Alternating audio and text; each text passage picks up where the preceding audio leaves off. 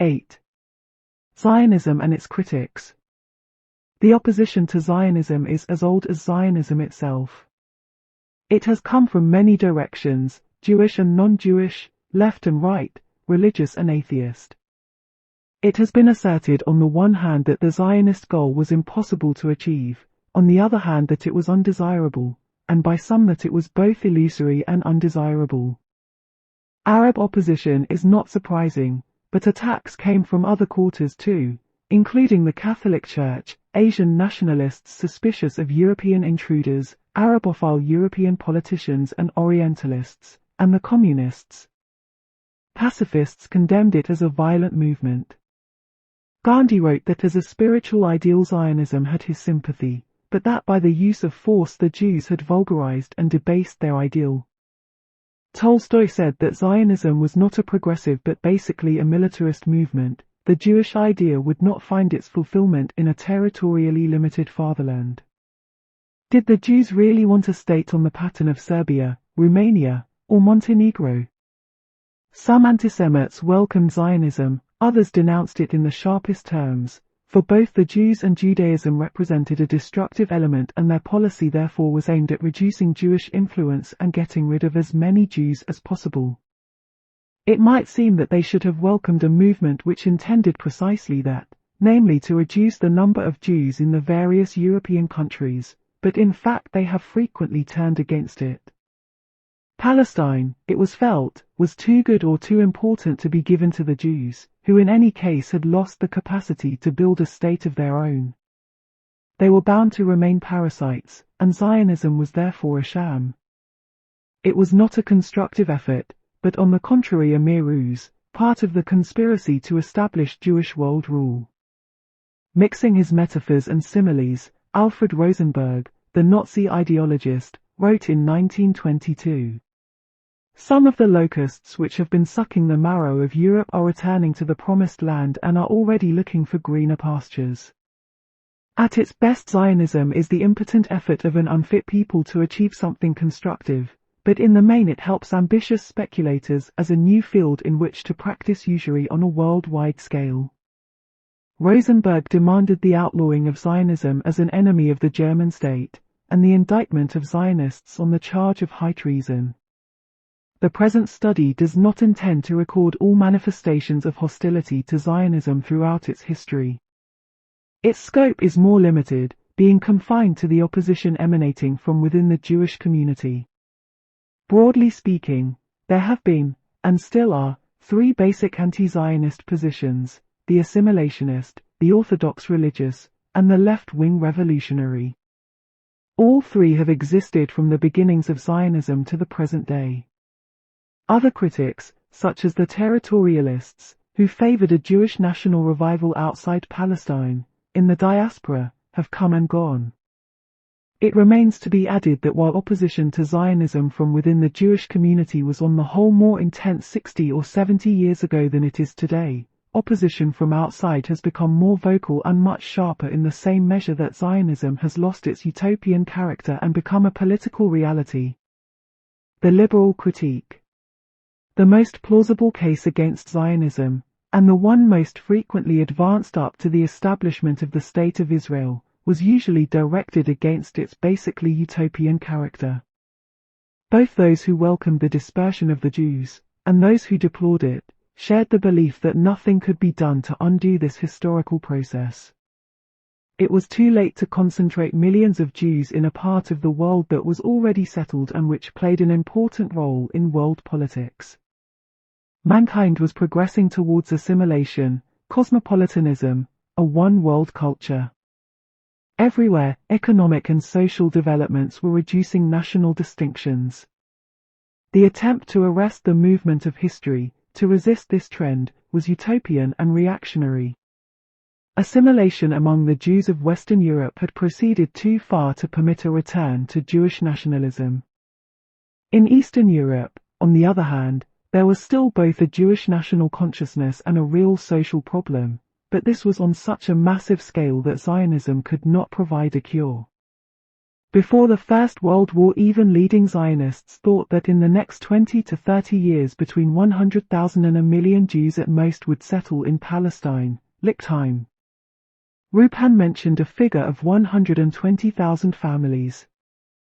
But the Jewish problem affected millions in Eastern Europe, not hundreds of thousands.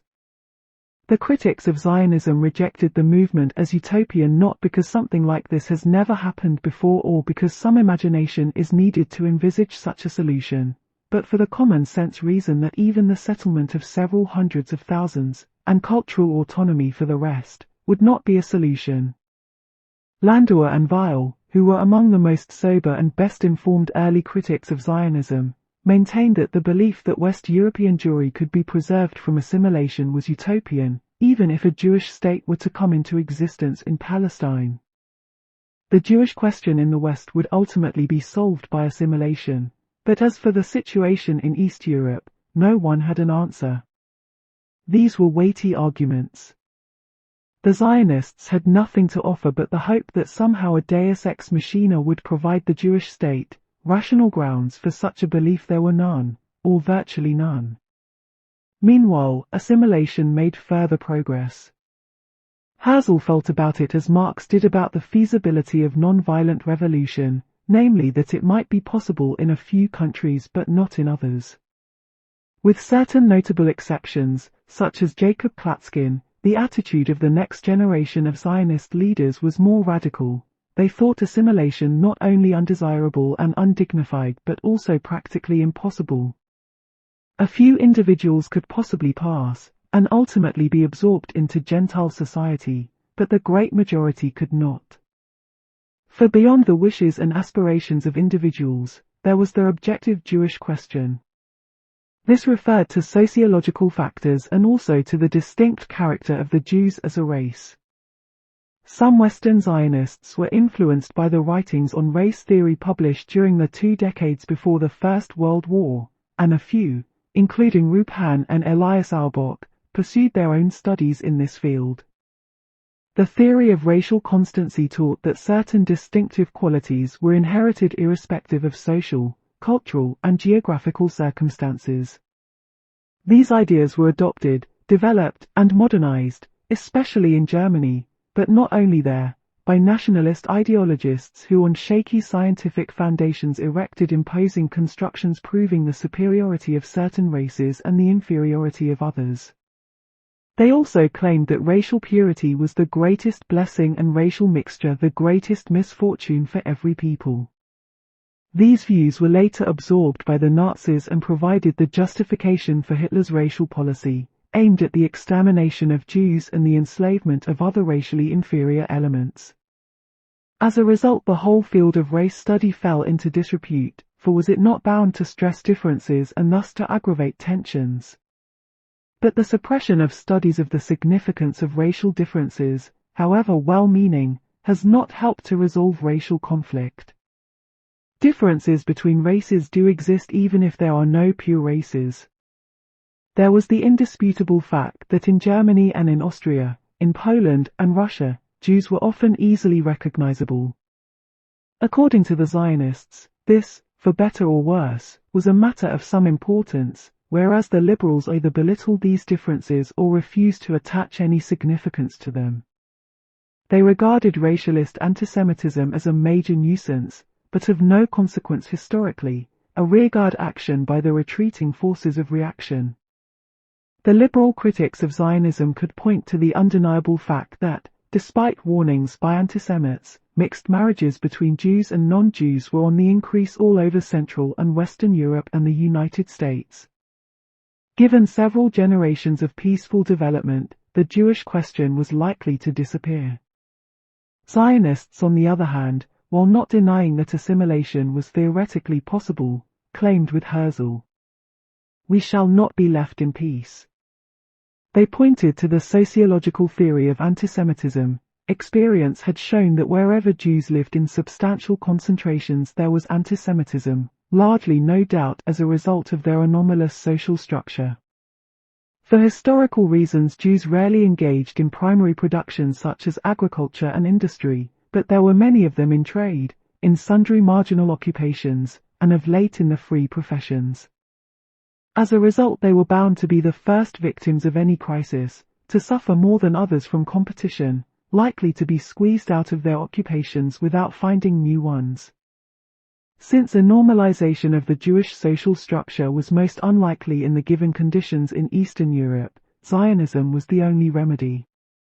Nor was there any certainty that the process of emancipation which had begun in Central and Western Europe after the French Revolution would not be halted and reversed.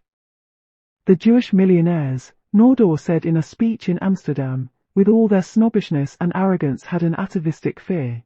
They might not know much history, but they felt in their bones that their position in the world was perhaps not as secure as they would have liked to believe. Perhaps they had heard that there were Jewish millionaires too under Richard Coeur de Lion, under Philip the Handsome in France, under Philip and Isabella in Spain, but that one dreadful day, without any warning, many were killed, others became beggars overnight, and their descendants were now starving in the ghettos of Poland and Romania. The liberals regarded this as a willful misreading of the lessons of history, an irresponsible attempt to create panic. True, in the past Jewish emancipation had depended on the goodwill of the ruler, and what had been given could be taken away. True again that modern antisemitism could make assimilation more difficult by, for instance, closing certain professions to Jews. It could impede it, but it could not make it impossible. For the emancipation of the Jews was no longer based on subjective factors, but on world historical socio-economic trends and on the irresistible progress of civilization. Liberals would explain antisemitism with reference to the backwardness of certain sections of the population, whereas socialists would explain it as an attempt by the ruling classes to find a lightning conductor to protect themselves from the discontent of the masses. The socialists also referred to an inclination on the part of the middle classes to make Jewish competition responsible for their economic and social problems. But as the labor movement gathered strength and became more class-conscious, the workers would understand the real source of their misery. The lightning conductor would no longer function. Zionists saw no reason for such optimism. The lessons of the past were not encouraging. The Reformation had broken some chains, but not those of the Jews. The Enlightenment had freed the spirit, but hatred of Jews had not abated. The principles of the French Revolution had conquered the world, but the liberals had indicated to the Jews more or less politely that their cooperation in the struggle for political freedom was not desired. Socialism will bring the same disappointments as did the Reformation, the Enlightenment, the movement for political freedom. If we should live to see socialist theory become practice, you'll be surprised to meet again in the new order that old acquaintance, antisemitism. And it won't help at all that Marx and Lassalle were Jews. The founder of Christianity was a Jew too, but to the best of my knowledge Christianity does not think it owes a debt of gratitude to the Jews. I do not doubt that the ideologists of socialism will always remain faithful to their doctrine, that they will never become racialists. But the men of action will have to take realities into account. In the foreseeable future the feelings of the masses will dictate to them an anti-Semitic policy. Such fears seem to have been fairly widespread at the time. Ehrenberg, the old businessman in Schnitzler's Weg ins Freie, tells his young acquaintance, a Jewish socialist, that he will fare no better than the Jewish liberals and pan-Germans before him. Who created the liberal movement in Austria? The Jews. Who betrayed and deserted the Jews? The liberals. Who created the German national movement in Austria? The Jews. And who deserted them, who spat on them like dogs? Exactly the same is bound to happen with socialism and communism. Once soup has been served, you'll be chased from the dinner table. It was always like this, and it always will be. Such dire predictions did not, however, in the least deter successive generations of young Jews in Central and Western Europe, who in their thousands continued to join the radical parties of the left. For them the messianic appeal of socialism was irresistible, incomparably more attractive than any political activity within the narrow confines of the Jewish community. They did not deny the existence of a Jewish problem, but they were firmly convinced that the solution would be found only when the ideals of humanism and internationalism prevailed, on the morning after the revolution. Nationalism, these socialists maintained, was a thing of the past, and since they felt no special ties with the Jewish community, any appeal to their national consciousness and pride was bound to fall on deaf ears. At this point, communication in the debate usually broke down, and the most Zionists could hope for was that the anti-Zionist Jewish socialists would learn by bitter experience that they were not wanted in the struggle for the social liberation of other peoples, and that by pushing themselves into positions of command and authority they would do more harm than good. Nordau always returned to this theme of the rootless Western Jew and his problems in a Gentile society.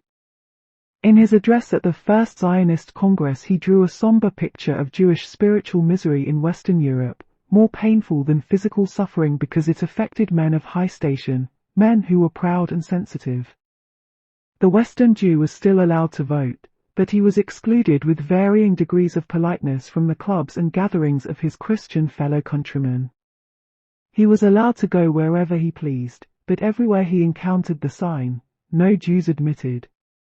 He had abandoned his specifically Jewish character, yet the nations did not accept him as part of their national communities. He fled from his Jewish fellows, because antisemitism had taught him to be contemptuous of them, but his Gentile compatriots repulsed him. He had lost his home in the ghetto, yet the land of his birth was denied to him as his home. He had no ground under his feet, no community to which he belonged. He was insecure in his relations with his fellow man, timid with strangers, and suspicious even of the secret feelings of his friends. His best powers were dissipated in suppressing and destroying, or at least concealing, his true character and identity. He had become a cripple within and a counterfeit person without, ridiculous and hateful, like everything unreal, to all men of high standards. He was a new Maino who no longer had a faith to sustain him. He had left Judaism in rage and bitterness, but in his innermost heart, even if he himself did not acknowledge it, he carried with him into Christianity his personal humiliation, his dishonesty, and whatever compelled him to live a lie. The theme of the uprooted cosmopolitan, the wanderer between two worlds with no home in either, appeared in many Zionist writings and speeches. It was a universal problem, but no one was likely to feel it more acutely than the Jewish intellectuals. They were at one and the same time part of the intellectual establishment and yet in some vital respects total outsiders. In Germany they had made an enormous contribution to cultural life, felt confident of their place in society, and then suddenly were given to understand that, after all, they did not belong. Jacob Klatskin sketched a sharp portrait of the typical Jewish intellectual who seemed almost totally assimilated and yet found it so difficult to be accepted by the host people, precisely because he hailed from a spiritual aristocracy with its own specific and unassimilable features. He was highly developed intellectually, rich in creative and destructive faculties, dynamic, too active in his desire to be assimilated, and hence ultimately a nuisance. His strengths were ridicule and irony, barren intellectualism. He acted as mediator between various national cultures, but all too often he barely touched the surface of things, and had no real feeling for the deeper roots of the national genius. He tried to mix things that were incompatible, being at home everywhere and nowhere. He was attempting to reinterpret the German spirit, discovering in it ideas of tolerance, justice, and even messianism, until it became half German, half Jewish. These intellectuals had a strong inclination towards radicalism, negation, and destruction. Intellectual proletarians, they found no rest, since they had lost their own moorings in history. Lacking roots themselves, they were compelled to try to change the world, to preach the overthrow of the existing order. It was not a flattering picture, and it exaggerated certain features common to a relatively small group of literaten. The great majority of the German Jewish intelligentsia was liberal, but not too liberal, in its politics. It was deeply rooted in German culture, and fairly content with its lot. It wanted change but certainly not anarchy and revolution. The soul-searching of the Jewish literary intelligentsia attracted so much attention because it affected the most vocal section of the community, the one most exposed to the limelight. Which is not to say that their problems were not real or significant. The issues involved emerged most clearly when Moritz Goldstein published an article in March 1913 entitled German Jewish Parnassus, creating something of a minor scandal. It provoked some 90 letters to the editor and was discussed for years in the German press. Briefly, Goldstein argued that the Jews were dominating the culture of a people which denied them both the right and the capacity to do so. The newspapers in the capital were about to become a Jewish monopoly. Almost all directors of the Berlin theatres were Jews, as were many of the actors. German musical life without the Jews was almost unthinkable, and the study of German literature was also to a large extent in Jewish hands. Everyone knew it, only the Jews pretended it was not worthy of notice. For what mattered, they claimed, were their achievements, their cultural and humanistic activities. This, said Goldstein, was a dangerous fallacy, for the others do not feel that we are Germans. They could show these others that they were not inferior, but was it not naive to assume that this would in any way diminish their dislike and antipathy? There was a basic anomaly in the Jewish situation. The liberal Jewish intellectuals were good Europeans, but they were also split personalities, divorced from the people amidst whom they were living. They could make a great contribution to science, for science knew no national borders. But in literature and the arts, and he might have added in political life, any major initiative had to be rooted in a popular and national framework. From Homer to Tolstoy, all the really great works had their origins in the native soil, the homeland, the people. And this rootedness the Jews lacked, despite all their intellectual and emotional efforts. Among those who answered Goldstein was the poet Ernst Liesauer, who during the First World War achieved notoriety in connection with his Hate England song. He bitterly opposed any attempt to restore a ghetto on German soil or a Palestinian enclave. On the contrary, he felt that the process of assimilation must be carried to its successful conclusion. If so many Jewish intellectuals were radicals, and still had no feeling for the German national spirit, this was no doubt because they were still discriminated against in so many ways. But once these barriers had fallen, they too would be fully integrated into the mainstream of German life. Liesauer's optimism seems almost incredibly naive in retrospect, but it is not at all impossible that but for the First World War and its repercussions his predictions might have come true. Antisemitism did not at the time succeed in halting the progress of the Jews in Central Europe. Paradoxical as it may sound after the Hitler period, Nahum Goldman wrote, "The history of the Jews in Germany from 1870 to 1930 represents the most spectacular advance any branch of Jewry has ever achieved. The great majority of Central European Jews did not write books or plays, did not own newspapers or manage theatres. There were strains and stresses and conflicts threatening their status in society. But these were regarded as the inevitable concomitants of the process of assimilation. The fact that assimilation was more difficult than anticipated did not mean that it was bound to fail. Zionism in Western Europe was the reaction to these difficulties.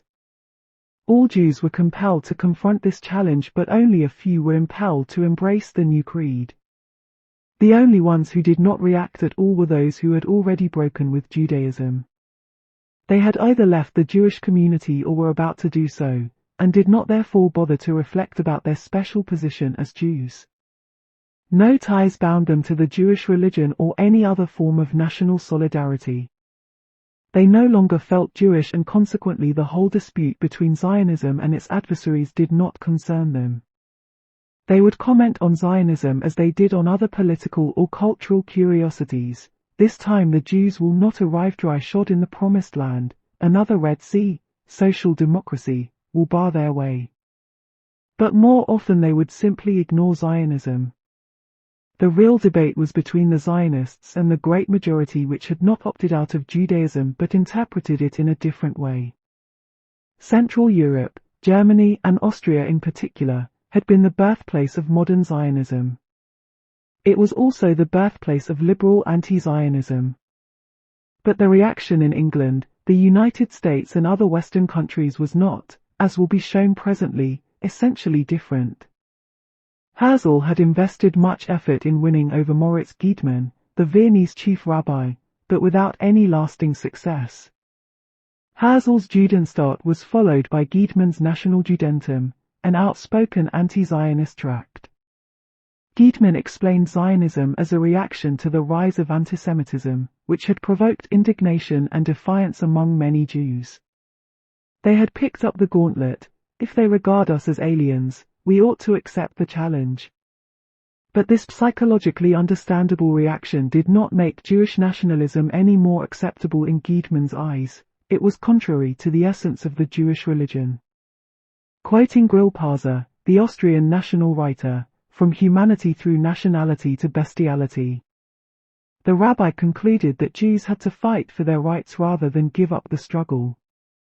Similar views were aired by the executive of German rabbis soon after Herzl had issued his summons to the First Zionist Congress. The Declaration of the Protest Rabbis, as the Zionists contemptuously called them, stated that the aspirations of the so-called Zionists to establish a Jewish national state contradicted the messianic promise of the Bible and the other sources of the Jewish religion. Judaism made it obligatory for those professing it to serve the country to which they belonged and wholeheartedly to promote its national interests. The protest rabbis emphasized that their opposition was directed against political Zionism. They were not against Jewish agricultural settlement as such in Palestine, because these noble aspirations are not aimed at the foundation of a national state. Fogelstein, one of the most outspoken opponents of Zionism, rejected the new movement very much in the same spirit as Gabriel Rieser, the great advocate of Jewish emancipation in Germany. "Germany is our fatherland, we have and need no other." The German Jews for whom Fogelstein spoke were tied to Germany by many links. Ever since the emancipation they had been German patriots, and over the generations had developed a distinctly German national consciousness. A national revival in the Zionist sense was not compatible with the aims of Judaism as they envisaged it. According to the liberal version, a nation-state might have been needed in ancient times to achieve and preserve pure monotheism. But once this had been attained, once these beliefs had been absorbed by the Israelites, a territorial center was no longer needed. On the contrary, divine providence had sent the Jews into the dispersion to serve as witnesses everywhere to the omnipotence of the idea of God. Liberal Judaism agreed with the religious orthodoxy that it was Israel's mission to promote the realization of the prophetic ideal in the diaspora.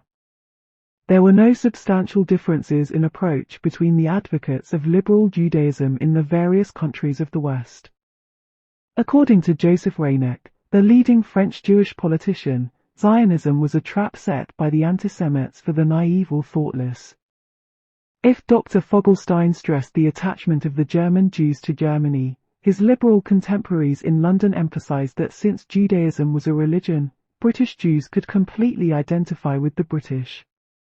Isaac Wise, a leading American rabbi, speaking at the close of the First Zionist Congress, said, "We denounce the whole question of a Jewish state as foreign to the spirit of the modern Jew of this land, who looks upon America as his Palestine and whose interests are centered here." Liberal Jews do not wish or pray for the restoration of Jews to Palestine, wrote Claude Montefiore, the spokesman of liberal Judaism in Britain. The establishment of a Jewish state would refurbish the anachronism of a Jewish God. Judaism was not a national religion. One part of it was universalist, for all mankind, the other specific. But there was nothing in the national part to prevent the Jews being perfect Englishmen. Abstention from the flesh of hares and rabbits did not, after all, make them less English. According to a like-minded contemporary, Laurie Magnus, the Zionists were partly responsible for the antisemitism which they proposed to destroy. He advocated their exclusion from parliament and public office since they wanted to change the status of Jews to that of foreign visitors. Magnus did not deny Jewish nationality altogether, but this, as an unkind critic paraphrased his views, was something so sublime that it could be realized only by being abandoned. If the American and British liberals were above all concerned with the political implications of Zionism, the Germans took it more seriously, trying to analyze and refute its philosophical roots. Felix Goldman, an anti-Zionist rabbi, regarded Jewish nationalism as a child of the general chauvinist movement which had poisoned recent history but which would be swept away in the new era of universalism. Zionism wanted to sacrifice religion in order to establish some petty state. The Zionists, few in number but aggressive and sure of their cause, answered every liberal argument and moved to the offensive whenever possible. Between 1900 and the end of the First World War, the debate never ceased, about Zionism and religion, about liberalism as a halfway house between Judaism and total apostasy, about dual loyalties. Since there was a limited number of arguments and counter-arguments, this literature is highly repetitive. Even the debate between Hermann Cohen, the neo-Kantian philosopher, and Martin Buber, less than half his age, was more significant as a reading of two personal documents than for any new philosophical insight. According to Cohen, Zionism rejected the messianic idea, but without this there was no Jewish religion. He and others of his generation had found in German thought the spirit of humanism and the real Weltbürgertum which was in full harmony with Jewish messianic religiosity. I do not read Faust just as a beautiful poem, I love it as a revelation of the German spirit. I feel in a similar way even about Luther, about Mozart and Beethoven, Stein and Bismarck. Cohen argued that the Zionists were modeled about the national issue. The Jews were members of the German nation even if they belonged to a different nationality.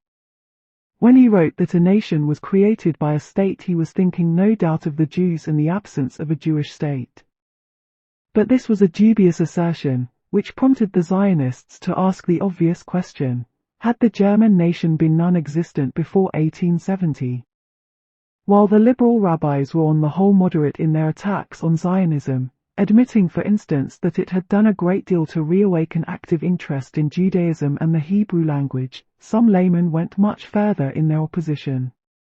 Professor Ludwig Geiger, the son of one of the founders of liberal Judaism, and one of its representatives on the executive of the Berlin Jewish community, suggested, as Magnus did in Britain, that Zionists should be deprived of their civic rights, and denounced the blasphemous prayers in the Jewish ritual which reminded the faithful of Zion. Zionism is as dangerous to the German spirit as are social democracy and ultramontanism, he wrote on another occasion. The future of the German nation must remain the only one on which German Jews based their hopes. Any desire to form, together with their co-religionists, a people outside Germany was sheer ingratitude to the nation in whose midst they were living. For German Jews were Germans in their national peculiarities, and Zion for them was the land of the past, not of the future. Zionists in Germany and the United States complained that their supporters were being systematically discriminated against, that Jewish communities were refusing to employ Zionists as rabbis, teachers, or even librarians. The anti-Zionists argued on the other hand that whoever criticized Zionism was immediately attacked in the most abusive terms and his personal motives invariably made to appear suspect. The Central Association of German Citizens of the Jewish Faith, Zentralverein, the main body of non-Orthodox German Jewry, was in two minds about how to deal with the Zionists.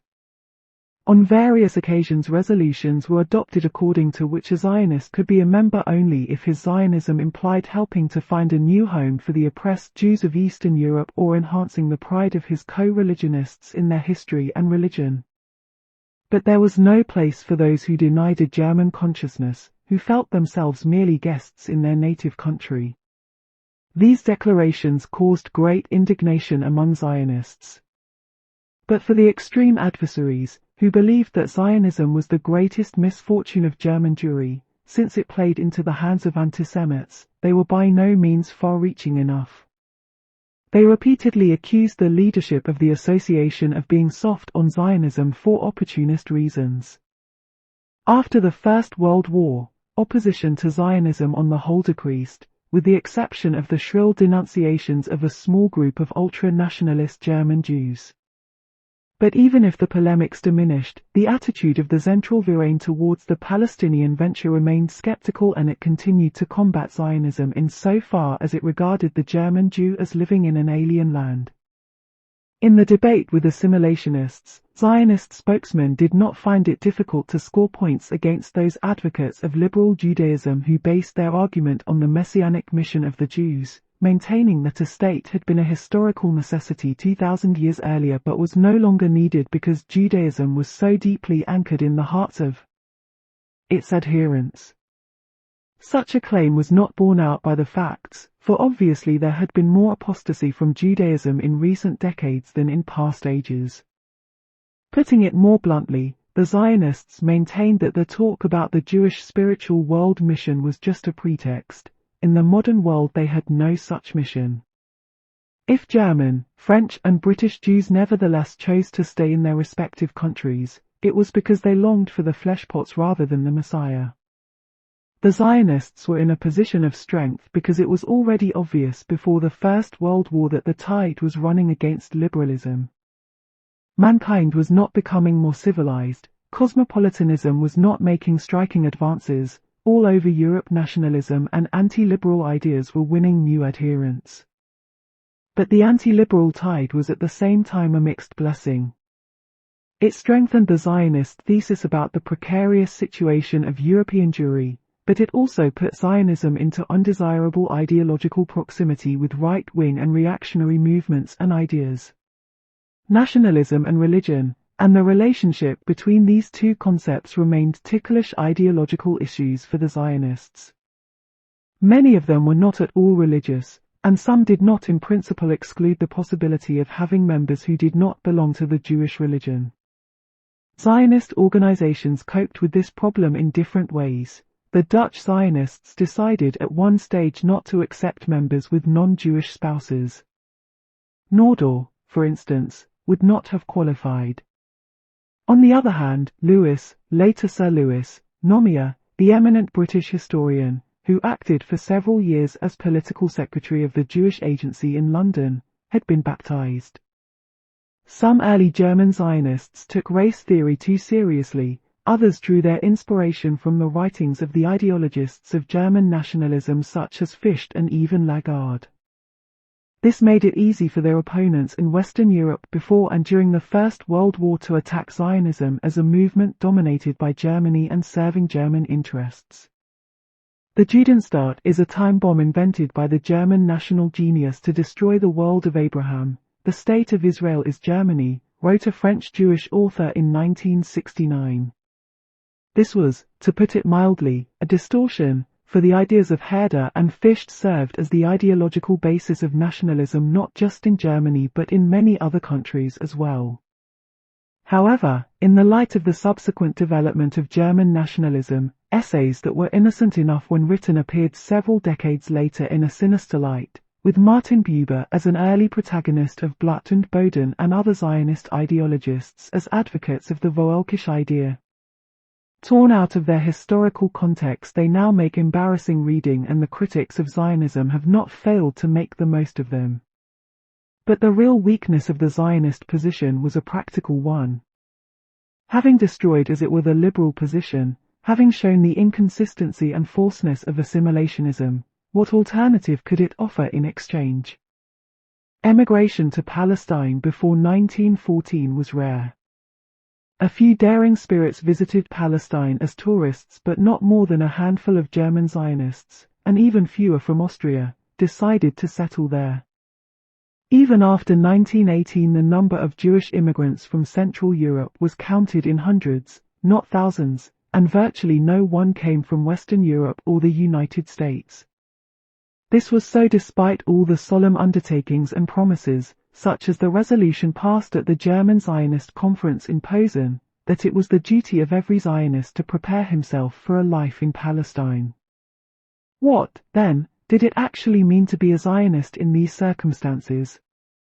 In most cases it implied no more than giving money to the national funds, reading Zionist literature, talking about Palestine, engaging in various political activities, and perhaps learning Hebrew. But 99% of West and East European Zionists, both the rank and file and the leaders, while stressing that they were a people on the move, continued to live more or less happily in the countries of the diaspora, to practice medicine and the law, to engage in trade and industry, to publish books and articles. The anti-Zionists, charged by their opponents with living a lie, could easily counter by pointing to the far more flagrant discrepancy between Zionist theory and practice. A convincing case could be made from the Zionist point of view for insisting on full civic rights in their country of origin, despite the fact that their allegiance was to another nation. It was far more difficult to justify the active participation of Zionists in German, British, or French politics. They were to be found in senior positions in the civil service in these countries as well as in the British and French parliaments and even as leaders of political parties. This was a contradiction that could not easily be resolved. Either the Zionism of a public figure of this kind was not very deep or he was facing a permanent conflict of loyalties. Nor was it easy to dismiss the assimilationist critics of the Zionist position in the cultural field. They maintained that Zionism was by no means a revival of Jewish tradition but had been inspired by the general nationalist trend in Europe. Those who stood for a national cultural revival could not point without great difficulty to specific Jewish values outside religion. Having lived for so many centuries in the diaspora, what did the Jews still have of their own cultural substance? The religious holidays had been taken from other peoples, the languages of the Jewish masses both in Europe, Yiddish, and the Mediterranean area, Ladino, had been borrowed from German and Spanish respectively. There was no Jewish school of painting or music, of philosophy or history. There were many Jewish writers but no Jewish literature. Everywhere the Jews had entered into a cultural symbiosis with the host nations. Zionists might claim that the resulting cultural chaos was sterile and undignified, but in the last resort they could not point to any clear alternative. Their songs and drawings, created with great gusto during the early years of the national revival, hardly amounted to the beginnings of a new culture. Most Zionists admitted that a cultural revival could take place only in Palestine, but this was tantamount to admitting that there was no specific Jewish life in the diaspora. If this was so, then diaspora Zionism was no more than a mood, a vague longing, a feeling of nostalgia. Orthodox Jews still had their traditional beliefs, but those advocating a secular nationalism had little to offer their followers. This was a source of concern to many Western Zionists. In Eastern Europe, where a Jewish folk culture still existed, the situation was quite different. Elsewhere in Western Europe, opposition to Zionism was no less strong or vociferous than in Germany and Austria. The lovers of Zion had a few sympathizers in England even before Herzl, and Weitzmann in later years found friends who were a source of strength at the time of decision. But the representative bodies of Anglo Jewry, above all the Board of Deputies and the Anglo-Jewish Association, regarded Zionism not merely as irrelevant but positively harmful, believing that it jeopardized the legal rights won by the Jews over many decades, and that Jewish patriotism was incompatible with their loyalties as British subjects. The main figure in the anti-Zionist campaign was Lucian Wolff, president of the Anglo-Jewish Association. Herzl's ideas, he wrote, were worse than satire. They were treason. Dr. Herzl and those who think with him are traitors to the history of the Jews, which they misread and misinterpret. The Zionists were provoking antisemitism. Their scheme was foredoomed to failure. They had commercialized a spiritual idea, traded on the resources of prophecy. With ingenious effrontery, Herzl had represented his scheme of evading the mission of the exiles and their duty to the lands of the dispersion as a fulfillment of the ancient prophecy. Quoting another contemporary critic of Herzl, Wolff said that the Zionist program was the most contemptible, if not the most grotesque, species of idealism ever laid before the remnant of the descendants of a great nation. There was a Jewish problem, but Jews in each country had to fight for emancipation and religious liberty. Even where persecuted, as in Romania at the time he was writing, they were in duty bound to remain in order to help that country to become a civilized state. This is the mission of Israel in exile, the mission that British Israel has fulfilled. In the comparatively few years since their emancipation, the Jews of Britain had identified themselves with the nation to which they belonged. There was no specific Jewish interest differentiating them from the rest of the king's subjects. Zionism could not be realized, for this travesty of Judaism depended on the goodwill of a Mohammedan prince. The Western governments, Wolff predicted, would not show the least disposition to invite an outburst of antisemitism by acknowledging their Jews as strangers, nor did they want to complicate the Eastern question by planting another weak state in the uneasy and troublesome Near East. These views were shared by most leaders of Anglo Jewry up to the First World War, and though after the Balfour Declaration they no longer argued that Zionism was utopian, they continued to regard Palestine as at best a refuge for their unfortunate co-religionists from Eastern Europe. After the war, the thesis of the civilizing mission of East European Jewry became untenable. But as assimilation in Britain did not suffer any major setback, and antisemitism was relatively mild, the lack of enthusiasm for Zionism was not surprising. In Vienna, Prague and Berlin, Zionism had a few intellectual supporters, whereas in France and Britain, before Hitler, there were almost none. Whatever backing there was came from other sections of the Jewish community, usually recent arrivals from Eastern Europe. In France, one of the few exceptions was Bernard Lazare, another was Edmund Flegg, but neither of these for a moment considered settling in Palestine. After attending a Zionist congress, Flegg wrote that he felt himself very Jewish among all those strange faces, but also very French. The Jewish homeland was only for those who had no other. Leon Blum, another distant sympathizer, expressed the same view in a message to a Zionist meeting. The Jewish homeland was a wonderful thing for all those who, unlike himself, did not have the good fortune to be free and equal citizens in their countries of birth. Other French intellectuals were far less sympathetic and condemned Zionist racism. Herzl had become a Zionist as a result of the Dreyfus affair, but most French Jews reacted differently. The small groups of East European Jews in Paris who advocated Zionism were regarded with a certain méfiance. Zionist dreams were likened to the excitations of communism and nihilism. Julien Bender derided the adorateurs de l'Or-Sang who wanted to establish a Semitic nationalism. Opposition to Zionism in Russia before 1917 was by no means limited to Jewish and non-Jewish socialists. While assimilationist hopes received a blow from which they did not recover as a result of the pogroms, opposition to the Jewish national movement remained widespread and vocal in liberal circles, mainly for ideological reasons. But there were also practical objections. Ushakov, to give but one example, argued in 1897 that Palestine was unsafe, the Turks would kill the Jews. One of the most interesting spokesmen of spiritual anti-Zionism was Mikhail Gashensin, a Russian émigré to Western Europe who developed a highly personal, mystical philosophy of history concerning the destiny of the Jewish people. He was not an enemy of Zionism. On the contrary, Zionism touched him. It had, he wrote, a great psychological beauty. But it was based on the nation-state as the only normal form of human existence, a false 19th-century European concept. Repudiating the idea of election, Zionism rejected the whole of Jewish history, selling it for a nationalist mess of pottage.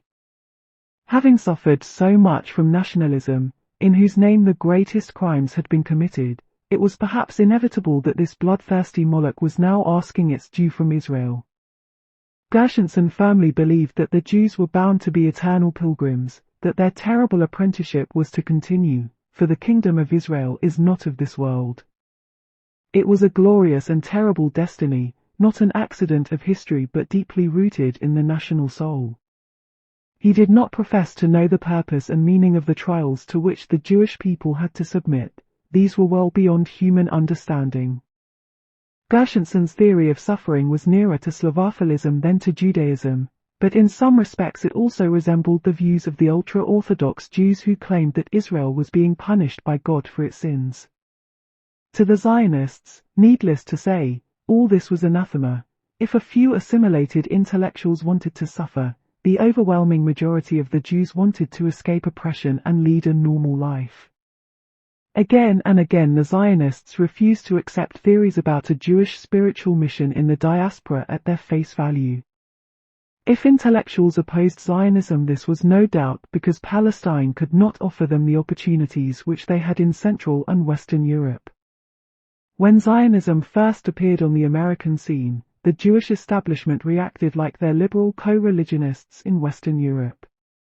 It was the momentary inebriation of morbid minds, Isaac Wise, a movement arresting the march of progress and tolerance. For rabbis and laymen alike, Zionism was a disturber of their peace of mind, an offense to their Americanism, an obstacle to Jewish adjustment in a democratic environment. It revived memories they wished to forget.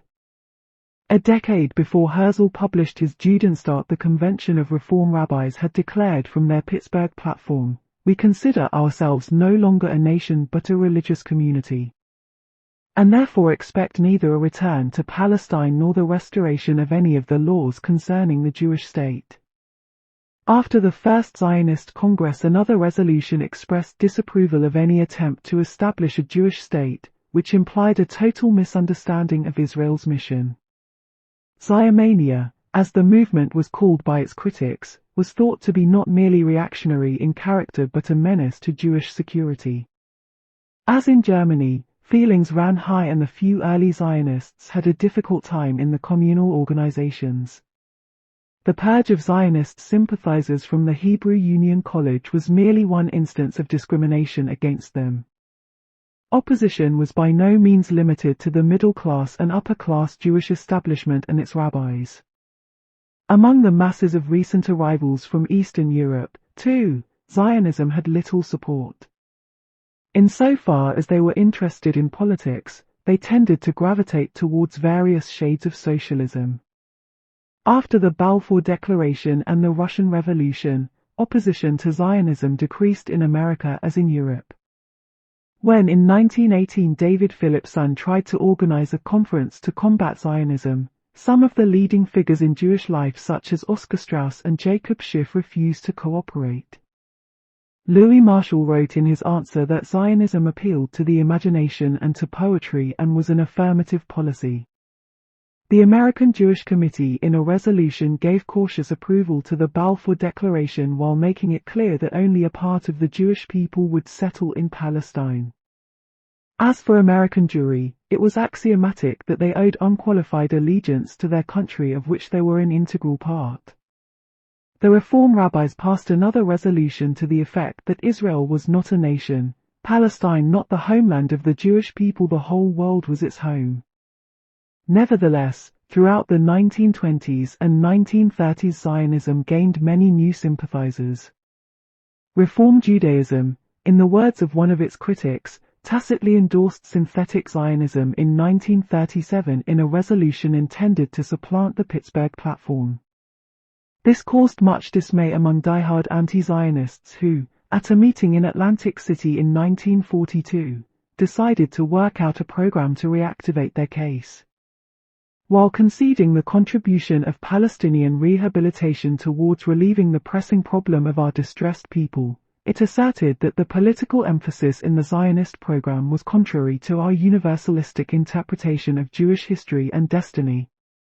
The case against Zionism was very briefly that, a. as a secularist movement it was incompatible with the religious character of Judaism, b. as a political movement it was inconsistent with the spiritual emphasis on Judaism, c. as a nationalist movement it was out of keeping with the universalist character of Judaism, and d. it was a threat to the welfare of Jews as it confused Gentiles in their thinking about Jews and thus imperiled their status. In all essentials these arguments were identical with those formulated by the German liberals 40 years earlier, although there were different nuances in approach. For example, the radical anti-Zionists always referred to the myth of the Jewish people, whereas the more moderate elements, such as Rabbi Lazarin, referred on occasion to the Jewish people and its religio-cultural heritage, implying that Judaism was more than a religion. In 1943, the American Council for Judaism was established and announced in its statement of principles that we oppose the effort to establish a national Jewish state in Palestine or anywhere else as a philosophy of defeatism. We dissent from all these related doctrines that stress the racialism, the national and the theoretical homelessness of the Jews.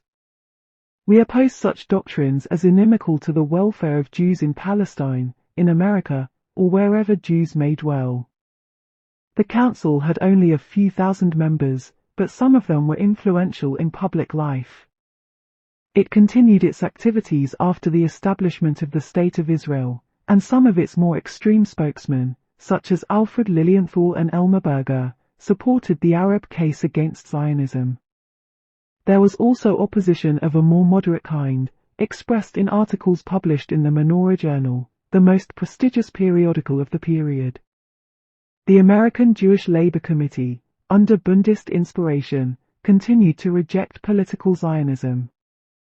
Hannah Arendt, writing shortly before the establishment of the State of Israel, declared that Herzl's concept of the place of the Jews in the world had become even more dangerous than before. The parallels with the Shabtai Zvi episode have become terribly close. There were similar objections in the writings of Solow, Hans Kohn, William Zuckerman, Koppelpinson, and others, but the majority of American Jews, 90% according to a Roper poll in 1945, favored the establishment of a Jewish state without necessarily joining the Zionist movement. The debate did not end with the establishment of the state. The critics accepted Israel as a fait accompli, but not without considerable misgivings and reservations. The work of the Zionist politicians had been crowned with success, Ignaz Maybaum wrote, but history was not eternity, and the State of Israel was by no means the safest part of the Jewish diaspora.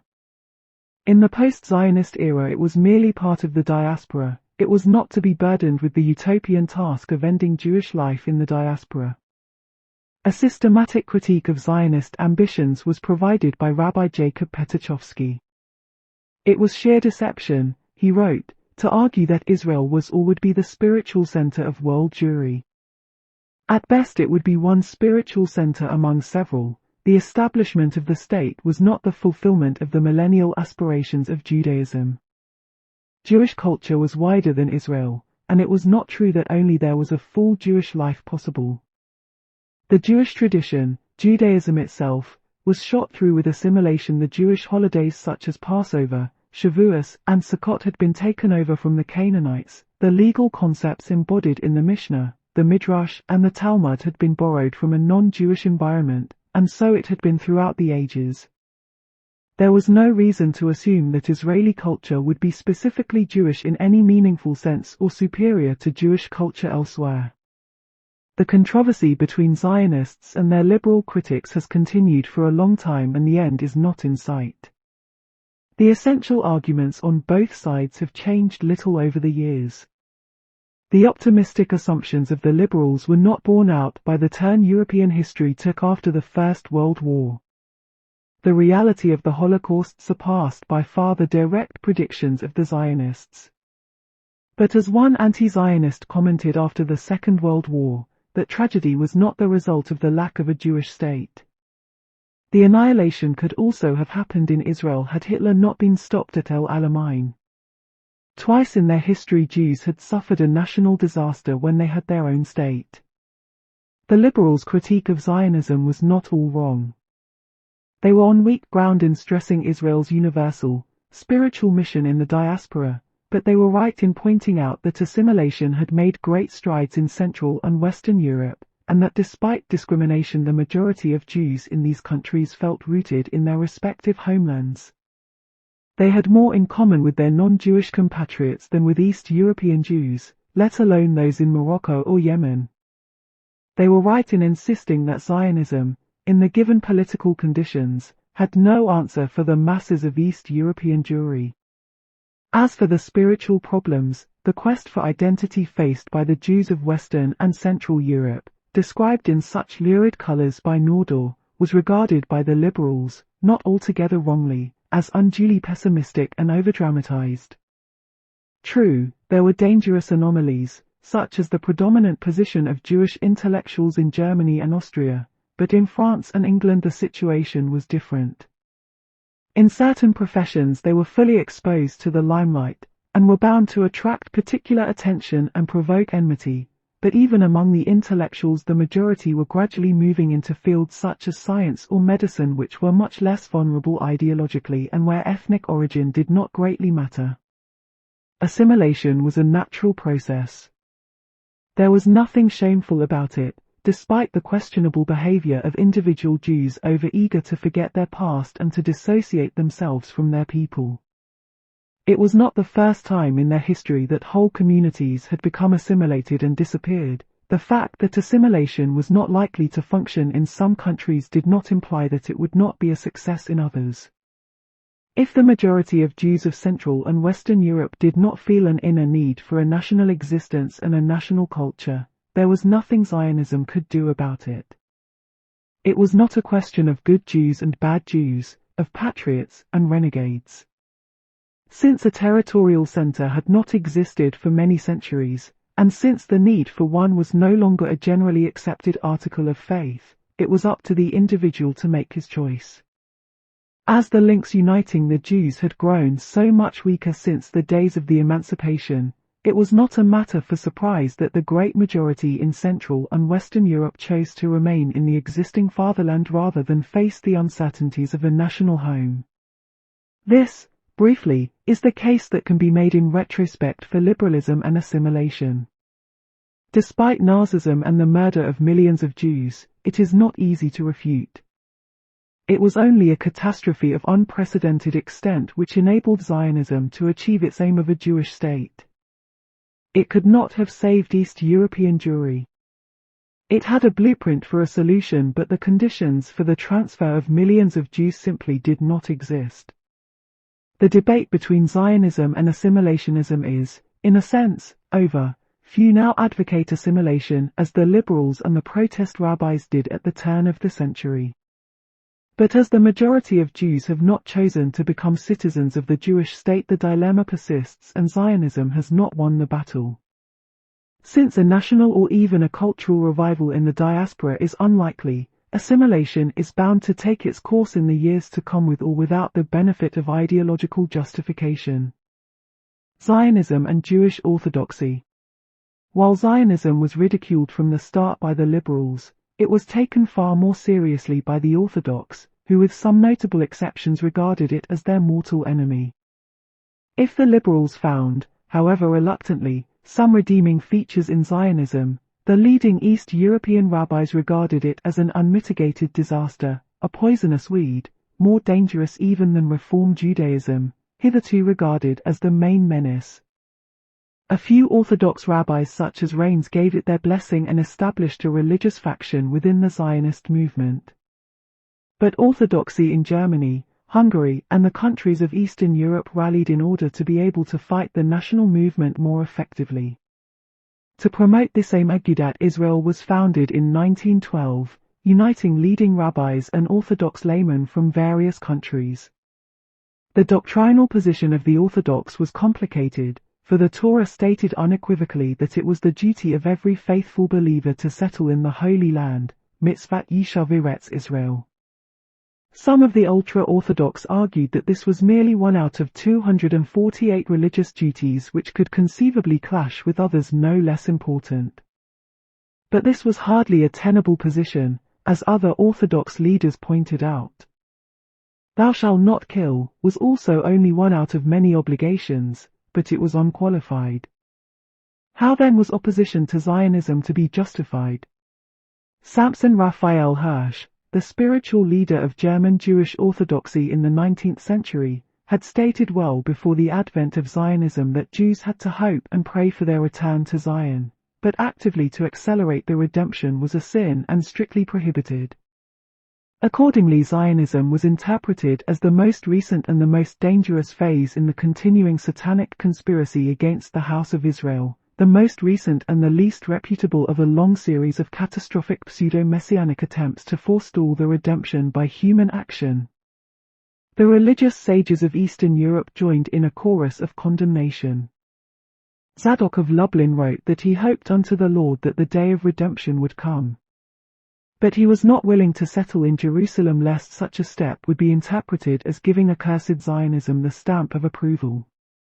Or, as a representative of ultra-Orthodox thought in Britain argued more recently, Zionism was a heresy consisting of a complete and essential denial of the whole content of Judaism. We are in Golos for our sins.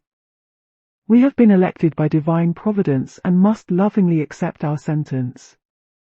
It may be noted in passing that this interpretation of Jewish tradition resembles the views of a liberal critic such as Gershenson, who was an apostate from Judaism. Yet when all was said and done, there was still the obligation in the Bible to settle in Palestine, and the issue continued to trouble the Orthodox camp. According to their spokesman, there was a difference between the obligation to live in Eretz Israel and the duty to settle there. Orthodox Jews were exempt for a variety of reasons, such as physical danger, economic obstacles, the difficulty of giving an Orthodox religious education to their children, or the impossibility of studying the Torah in Eretz Israel. Zionism, moreover, was not regarded as a movement to rebuild Palestine but on the contrary as a heretical attempt to establish a state, a Jewish kingdom, which according to tradition was the privilege of the Messiah. The ideologists of the ultra-Orthodox wing, such as Isaac Brewer, regarded the Jews as a religious nation, i.e. a nation different from all others inasmuch as religion was its only content. Zionism wanted to leave religion out of the national revival, and as a result the nation would become an empty shell. For without religion the whole of Jewish history over thousands of years lacked any purpose. The Jewish nation had refused to perish because it wanted to save its religion and, conversely, religion had saved the Jewish nation. Having suffered so greatly for 2,000 years, would it not be madness now to aim at transforming the Jews into a nation like all others, to politicize them, to establish a state which was neutral towards religion? According to this doctrine, Zionism was depriving the Jewish nation of its real cultural content by borrowing modern nationalism from Western Europe. Thus it had embarked on the worst kind of assimilationism. To the argument that if the Jewish nation had produced geniuses like Spinoza and Marx, if it had made an enormous contribution to Western civilization even in the diaspora, it would reveal even greater capacities once the anomaly and one-sidedness of the diaspora was replaced by a Jewish state. Brewer replied that these speculations were no longer based on historical experience, nor would they give legitimacy to Jewish national claims. A people could press its demands only on the basis of what it had achieved, not on what it was likely to achieve in the future. This, in brief and in its most sophisticated form, was the line taken by the anti-Zionist Orthodox. In its propaganda and education, Agudat Israel bitterly denounced Zionism. In East European communal politics it cooperated even with the assimilationists, for Zionism was the more dangerous enemy. On the other hand, for a long time Agudat Israel refused to collaborate with religious Zionist parties, such as the Mizrahi, because they were part of the World Zionist movement which had declared its neutrality in religious affairs. Occasionally concessions were made. At a meeting in Vienna in 1923 it was decided that the settlement of Eretz Israel in the spirit of Orthodox religious tradition was one of the aims of Agudat Israel. But it was one aim out of many and not among the most important. After the Balfour Declaration, Orthodox opposition became in fact more intense as the Zionists used the opportunity not to promote the economic development of the country but to build it up on a secular basis, without taking into account the religious feelings of the Orthodox. The Orthodox were thinking particularly of such abominations as giving women the right to vote and rejecting the advice of the Orthodox rabbis concerning the observance of religious laws in daily life. The extreme Orthodox element in Palestine, mainly concentrated in Jerusalem, found an ally in the Aguda in its struggle against Zionism. Their leaders regularly protested to the British government and the League of Nations against Zionist oppression and against its endeavour to make the national home a Zionist home. On occasion they also tried to enlist the help of Arab leaders against Zionist domination. The conflict came to a head with the murder of a member of the executive of the Aguda. Dahan, a Dutch Jew by origin, was a gifted poet and a tormented soul. For whom am I waiting in this night, sitting at the wall of the temple, for God or for Mohammed the stable boy? He asked in one of his poems. On other occasions he called himself a hater of God or the pig of God. At one time a socialist and a freethinker, and married to a Christian wife whom he would not divorce, he felt himself under the strongest compulsion to make amends after his conversion. He violently denounced Zionism in cables to British newspapers, and attacked the Balfour Declaration as well as the High Commissioner and other British officials for their allegedly pro-Zionist policy. Some of his writings were plainly anti-Semitic. The Jews stood for world revolution and a Jewish world government. Everywhere they constituted an element of destruction and decomposition. They had overthrown Tsarism in Russia and were responsible for the defeat of Germany and Austria in the First World War. If Russia and Poland could not absorb the Jews, Palestine could stand them even less. He dressed like an Arab and used to address Jews in Arabic, though he knew that they had not mastered the language. Dahan was assassinated in the streets of Jerusalem on the 30th of June, 1924. Many years later it became known that he had been killed by members of Haganah without the knowledge of the High Command. For the extreme Orthodox Jews of Jerusalem he became a hero who had died like a medieval martyr for the greater glory of God. Dahan was by no means a typical Aguda leader, but the whole affair revealed the depths of hatred that had accumulated. Rabbi Sonnenfeld habitually referred to Zionists as evil men and ruffians. Hell had entered Eretz Israel with Herzl.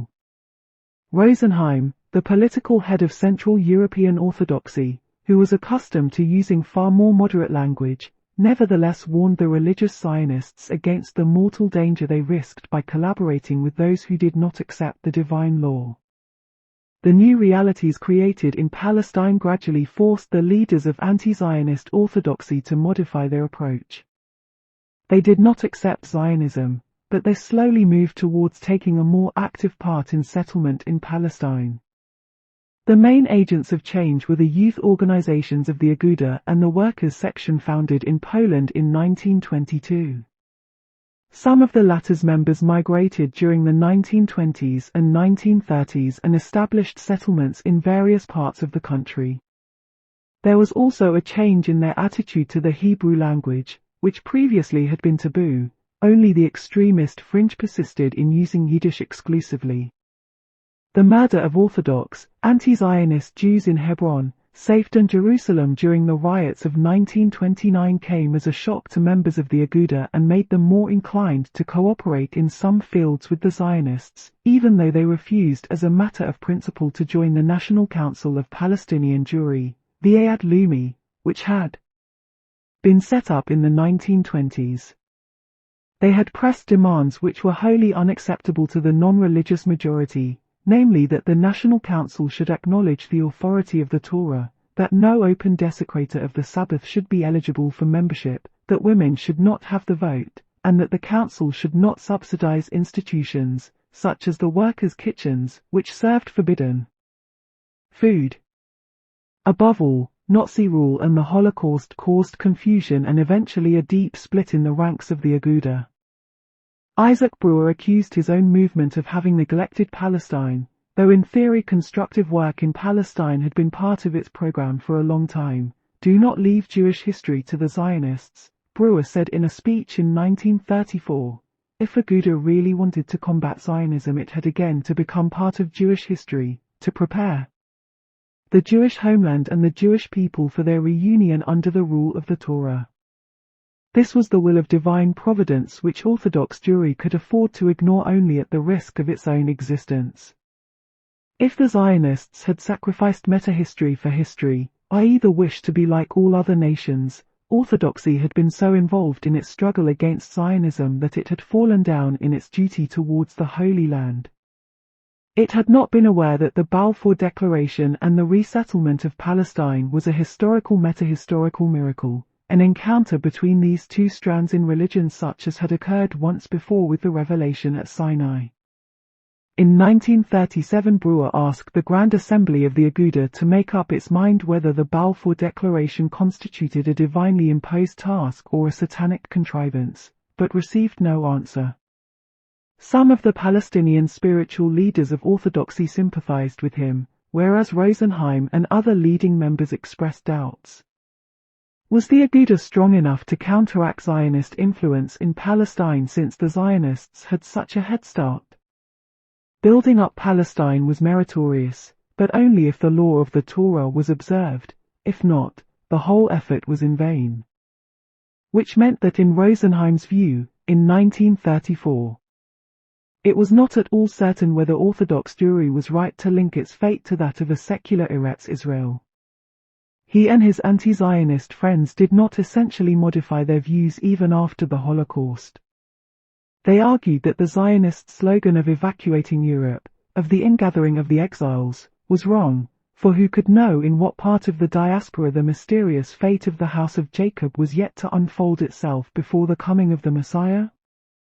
The Orthodox remnants of European Jewry thus received conflicting advice. Emissaries from Palestine tried to persuade them to come to Eretz Israel to strengthen the Orthodox forces there, whereas Agudist spokesmen from the West advised them to emigrate to America. In Palestine in the years between the end of the war and the establishment of the State of Israel there was a small but highly active and vociferous ultra-extreme group which accused the Aguda of succumbing to Zionist influence. These were the Guardians of the City, Neturei Karta, in Jerusalem, headed by Amram Blau and Erin Katzenellenbogen. They had the support of the followers of the rabbis of Brisk, Poland, and Satmar, Hungary, who had found their way to America and other Western countries, and the blessing of several Talmudic sages such as Hazanish. According to their teachings, everyone who accepted the State of Israel was an apostate, for it was the purpose of the state to lead the Jews away from religion. In their eyes there was no longer any substantial difference between the Aguda, which was compromising with the Zionists, and the Mizrahi, which had been pro-Zionist from the start. The rabbis who supported the Aguda were charged by the ultra-extremists with responsibility for poisoning the new generation, and for the blasphemies committed daily and openly in the State of Israel. The Guardians refused to take part in the War of Independence of 1948, and demanded the internationalization of Jerusalem under the supervision of the United Nations. They refused to accept Israeli identity cards, for they believed that any concession to secularism and modern life, however small, would sooner or later spell doom for traditional Judaism as they understood it. In their stubborn struggle to preserve their specific character they were willing to recognize every state in the world but the one established by their own co-religionists. Their attacks on the Aguda were justified in so far as this party had indeed, after the end of the Second World War, moved towards a compromise with Zionism. The bastions of religious orthodoxy in Eastern Europe having been destroyed, its leaders realized that the future of Judaism in Eretz Israel depended on Agudist support for the Jewish community in that country and the extraction of maximal advantages for the faith in exchange for displays of solidarity. About 1 year before the establishment of the state, an understanding was reached between them and the Palestinian Zionist leaders on certain issues of special importance, such as observance of the Sabbath and of the dietary laws, and the laws on education and marriage. Thus the ground was paved for participation by the Aguda in Israeli politics as part of the United Religious Front. Later on, in 1961, the workers' section of Agudat Israel, which had split away from the main body, was represented for the first time in the Israeli cabinet. The conflicts within the Orthodox camp after the establishment of the state and its disputes with the non-religious majority are beyond the scope of the present study. It may be unfair to describe the change in the Aguda attitude towards Zionism solely in terms of practical politics. The reorientation had started, after all, well before 1948. Addressing fellow members of the Aguda in 1936 from Jerusalem, where he had settled, Breuer stated that there could be no doubt of the continuity of the link between the Jewish people and Eretz Israel throughout the centuries. The Jewish people had no reason therefore to fear the judgment of the God of history in its dispute with the Arabs. 10 years later, Aguda representatives defended, albeit on religious grounds, the Jewish claim to Eretz Israel in their testimony to the Anglo-American Committee of Inquiry. In the coming of the state they saw the finger of God, heaven's gift to the martyred Jews. The establishment of the state was not the redemption, but it was the beginning of the redemption. Thus, after almost a century of opposition, the majority of the Orthodox rallied to the Jewish state. Israel had come into being, as they saw it, not as a result of the efforts of the Zionists but as a gift from heaven. It was a sacred opportunity and challenge and did not necessarily involve them in recognizing Zionism. With all their doctrinal extremism, the majority had always shown great realism in their policies. Following the injunctions of SS Serge and other sages, they had done nothing to help in the founding of the state. But once it had come into being, it was a fait accompli which they could not ignore. Territorialism. Although in a modified form, the critique of Zionism from the liberal assimilationist and the religious orthodox points of view persists to this day, whereas the opposition of the Bundists and the territorialists is now largely a matter for the historical record. The territorialists split away from the Zionist movement after the plan to settle in Uganda had been rejected. In 1905, the Jewish Territorial Organization, JTO, was founded in London under the leadership of Israel Zangwill and some Anglo-Jewish friends, and with the support of various left-wing ex-Zionist groups in Eastern Europe. They maintained that the vital interests of the Jewish people were not in Palestine. We do not attach any real value to our supposed historical rights to that country. Nor did they acknowledge any organic connection between Zionism and Palestine. JTO organized an expedition to Angola and investigated the possibility of settlement in Tripolitania, Texas, Mexico, Australia, and Canada. Nothing, however, came of all these schemes, and in 1925 JTO was disbanded. 10 years later, the Freeland League, a neo-territorial movement, came into being.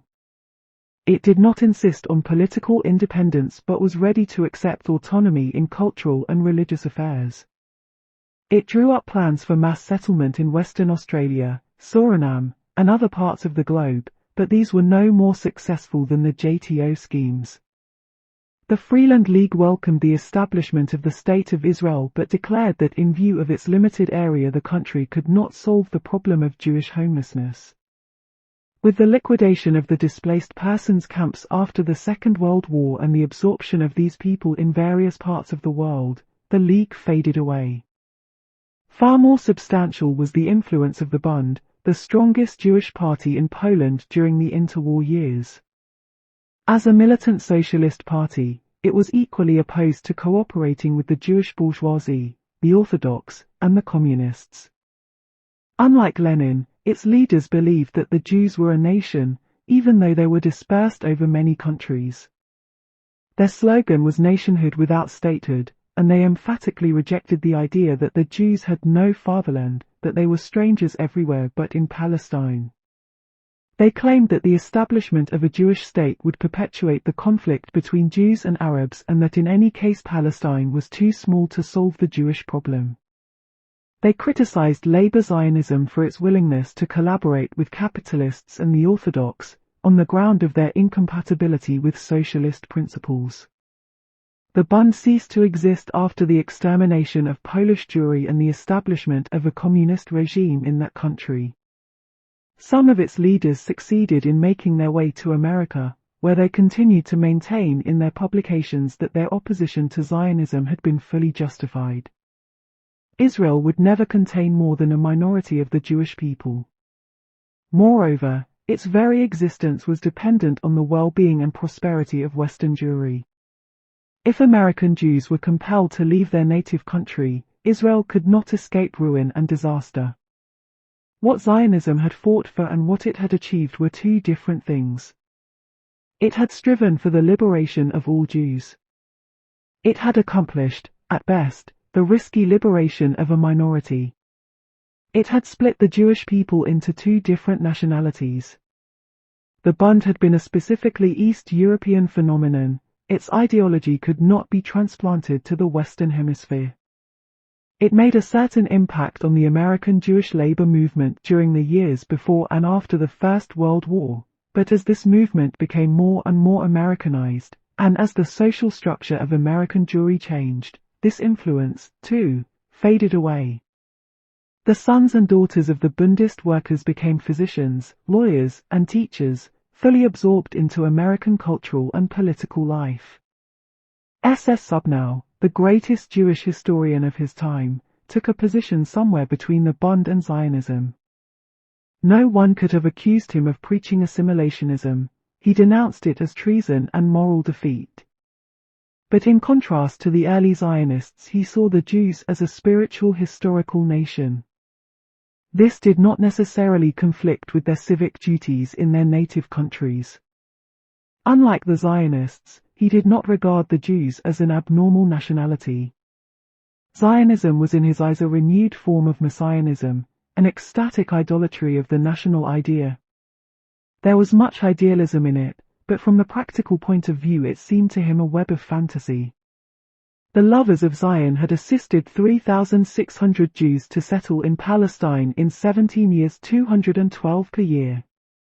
Even if the Zionists succeeded in settling 500,000 within the next century, this would be no more than those living at present in the Kiev district. For this reason he thought it irresponsible of Lillian Blum and Ahad Ha'am to talk about the rejection of the diaspora. Unlike the Bundists, he did not rejoice in the prospect of diaspora nationalism. If we had the power to transfer the entire diaspora to a Jewish state, we would do so with the greatest joy. We acquiesce in the diaspora only because of historical necessity, and we strive to preserve and develop the national existence of the greater part of the nation which will remain. On another occasion, in 1901, he wondered whether it might be possible after all to effect the gradual colonization of Palestine in such a way that there would eventually be a Jewish population of about 1 million. In that case the conditions would exist for achieving national autonomy as he envisaged it. Dubnow emigrated from his native Russia after 1917, settled in Berlin and was killed, well in his 80s, in the Riga ghetto in 1941. Not long before his death he noted in one of his books that Jewish Palestine had grown more quickly than he had anticipated in the days of his little faith, when he had accused the Zionists of lack of realism. Marxism and the Jewish question. While socialism had many followers among the Zionists, socialist theory, especially the Marxist variety, was hostile to the Jewish national movement. Marx, Engels, and their immediate disciples were preoccupied with the problems of class and class struggle. A systematic study of national movements was undertaken only later on, towards the turn of the century, especially in countries where these issues were of particular importance and urgency, as in pre-war Austria. Marx and Engels shared the view of their liberal contemporaries that cultural, economic, and social progress was gradually overcoming national exclusivity, and that the world, or Europe at any rate, was moving towards internationalism. Unlike the liberals, they did not believe that all national movements were equal. Some were downright reactionary. It all depended on whether a particular national movement served or impeded the cause of revolution. About East European Jewry they were ignorant, and as for the Jews in the West, they again shared the liberal belief that assimilation would solve that problem. The young Marx did publish an essay on the Jewish question, but it is of greater interest to the student of metaphysics than of history. Not for a moment did he believe in the existence of a Jewish people, for Moses Hess. Zionism he had nothing but contempt. The idea that Judaism and the Jews as a collective had a future must have appeared to him as an aberration typical of the loose thinking of someone too stupid to understand the implications of his own doctrine. Judaism for Marx was a totally negative phenomenon, something to be got rid of as quickly and as radically as possible. As far as he personally was concerned, his Jewish origin must have appeared an unfortunate accident of birth and a matter of considerable embarrassment. But this was by no means an original or specifically Marxist attitude. Many of his anti-socialist contemporaries reacted in exactly the same way. They were assimilationists who thought that a man's national origin was not of great importance. They were first and foremost citizens of the world and only secondarily German, Austrian, or Russian nationals. Socialists of a later day held the same view, and in this respect there was no substantial difference between revolutionaries and reformists. Leon Blum and Eduard Bernstein, Rosa Luxemburg and Leon Trotsky thought of themselves above all as members of the international socialist movement. Only towards the end of the 19th century did the Jewish issue assume greater importance in socialist thought and policy, partly as the result of the spread of antisemitism. There were many Jews in the leadership of the European and American socialist parties. In fact, some delegations at the meetings of the Socialist International before 1914 were almost exclusively Jewish. But with the rise of nationalist and anti-Semitic currents, their position became more difficult and they grew more conscious, and self-conscious, of their Jewish origin. This did not, however, affect their basic conviction that the coming socialist revolution would solve the Jewish question wherever it existed, and that meanwhile everyone had to participate actively in the struggle for the liberation of the working class in his country of origin. In Western Europe, early Zionism was regarded by socialists as a romantic, utopian, reactionary aberration. Bernard Lazare was almost alone in sympathizing with the new movement. In Eastern Europe, too, not only Zionism but even less ambitious forms of Jewish nationalism such as Bundism, with its demand for cultural national autonomy, were emphatically rejected by the leading socialists. For Plekhanov and the men of his generation, the Bundists were merely Zionists suffering from seasickness.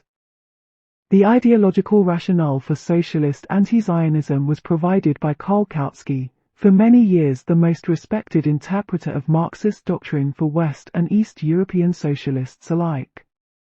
According to Kautsky, the traits derived from the primitive races of man tended to disappear as economic evolution progressed. The Jews were a mixed race, but so were the non-Jews. In the past, the Jews had been an exclusive, hereditary caste of urban merchants, financiers, intellectuals, and a small number of artisans, who from generation to generation bequeathed certain traits peculiar to these strata.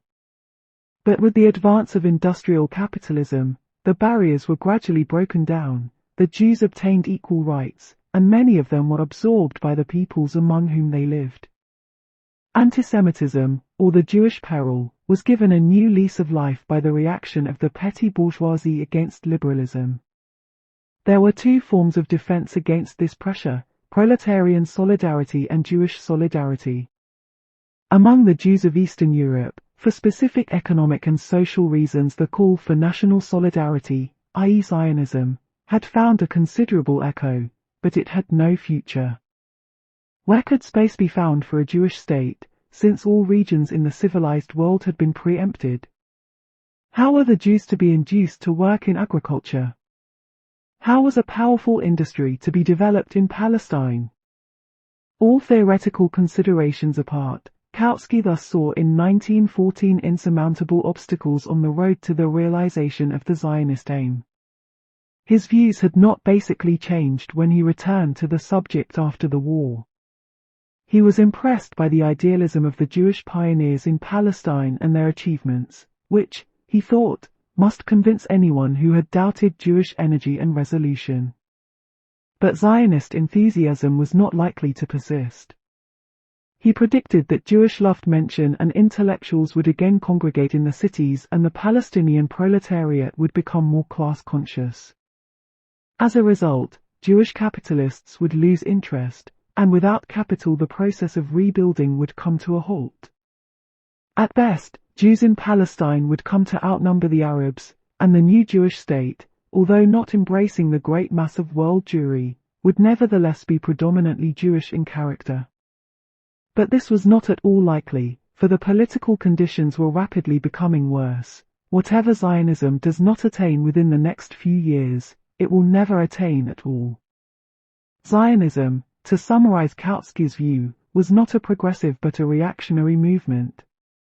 It aimed not at following the line of necessary evolution but at putting a spoke in the wheel of progress.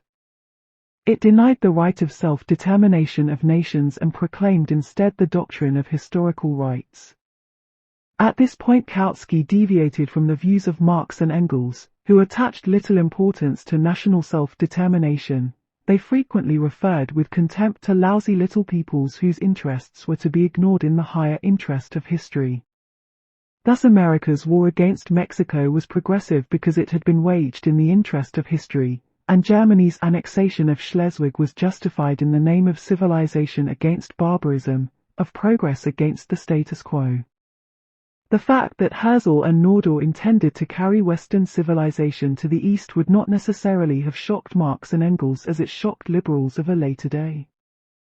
They would have rejected Zionism for reasons of realpolitik, because it appeared too late on the international scene and was not strong enough to accomplish its self-proclaimed task.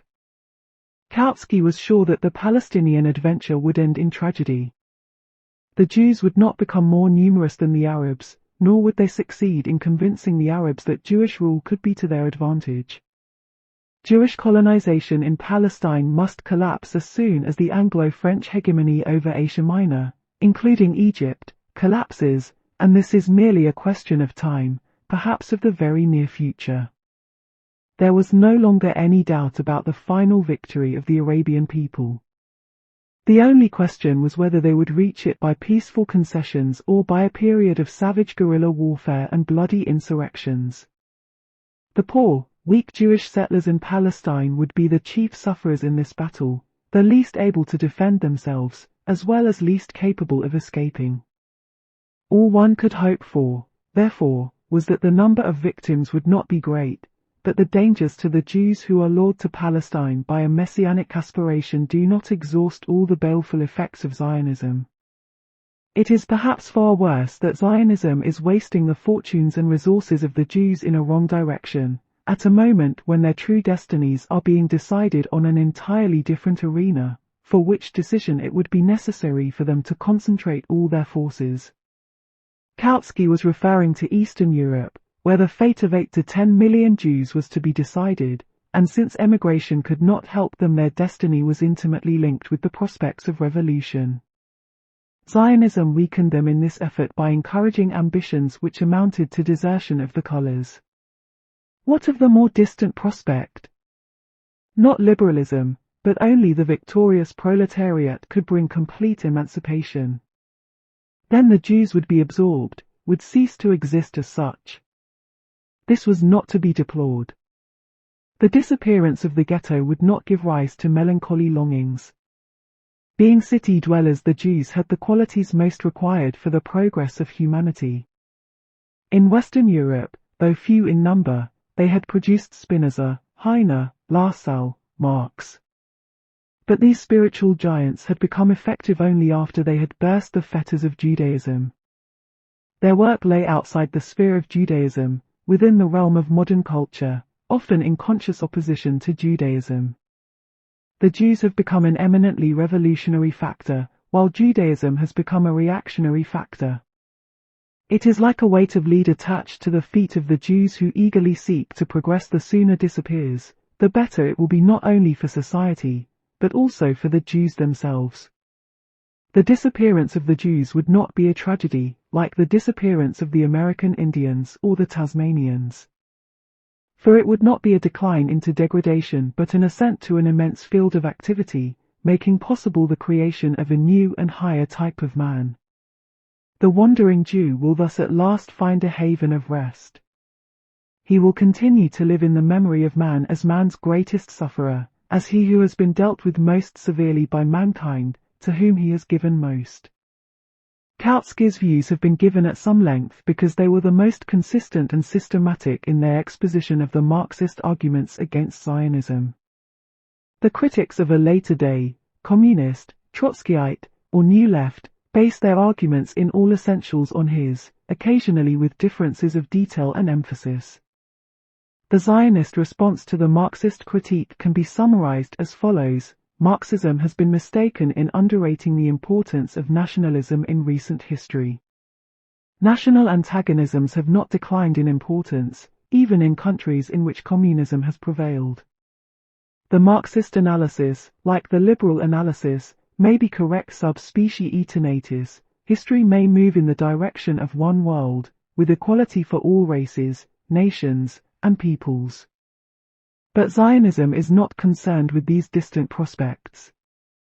It emerged precisely because, in contrast to the liberal and Marxist analysis, it assumed that the Jewish question would not disappear in the foreseeable future.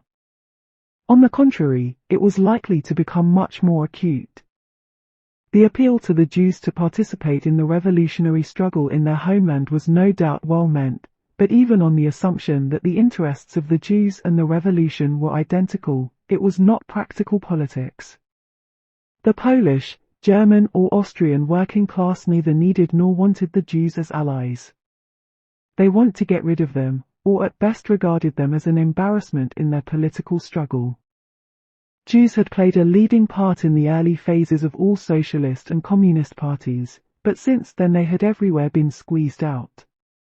Among the founders and early leaders of the German Communist Party there were a great many Jews. The year before Hitler came to power there was not a single one among the 100 communist deputies in the Reichstag. Events took a similar course in the Soviet Union.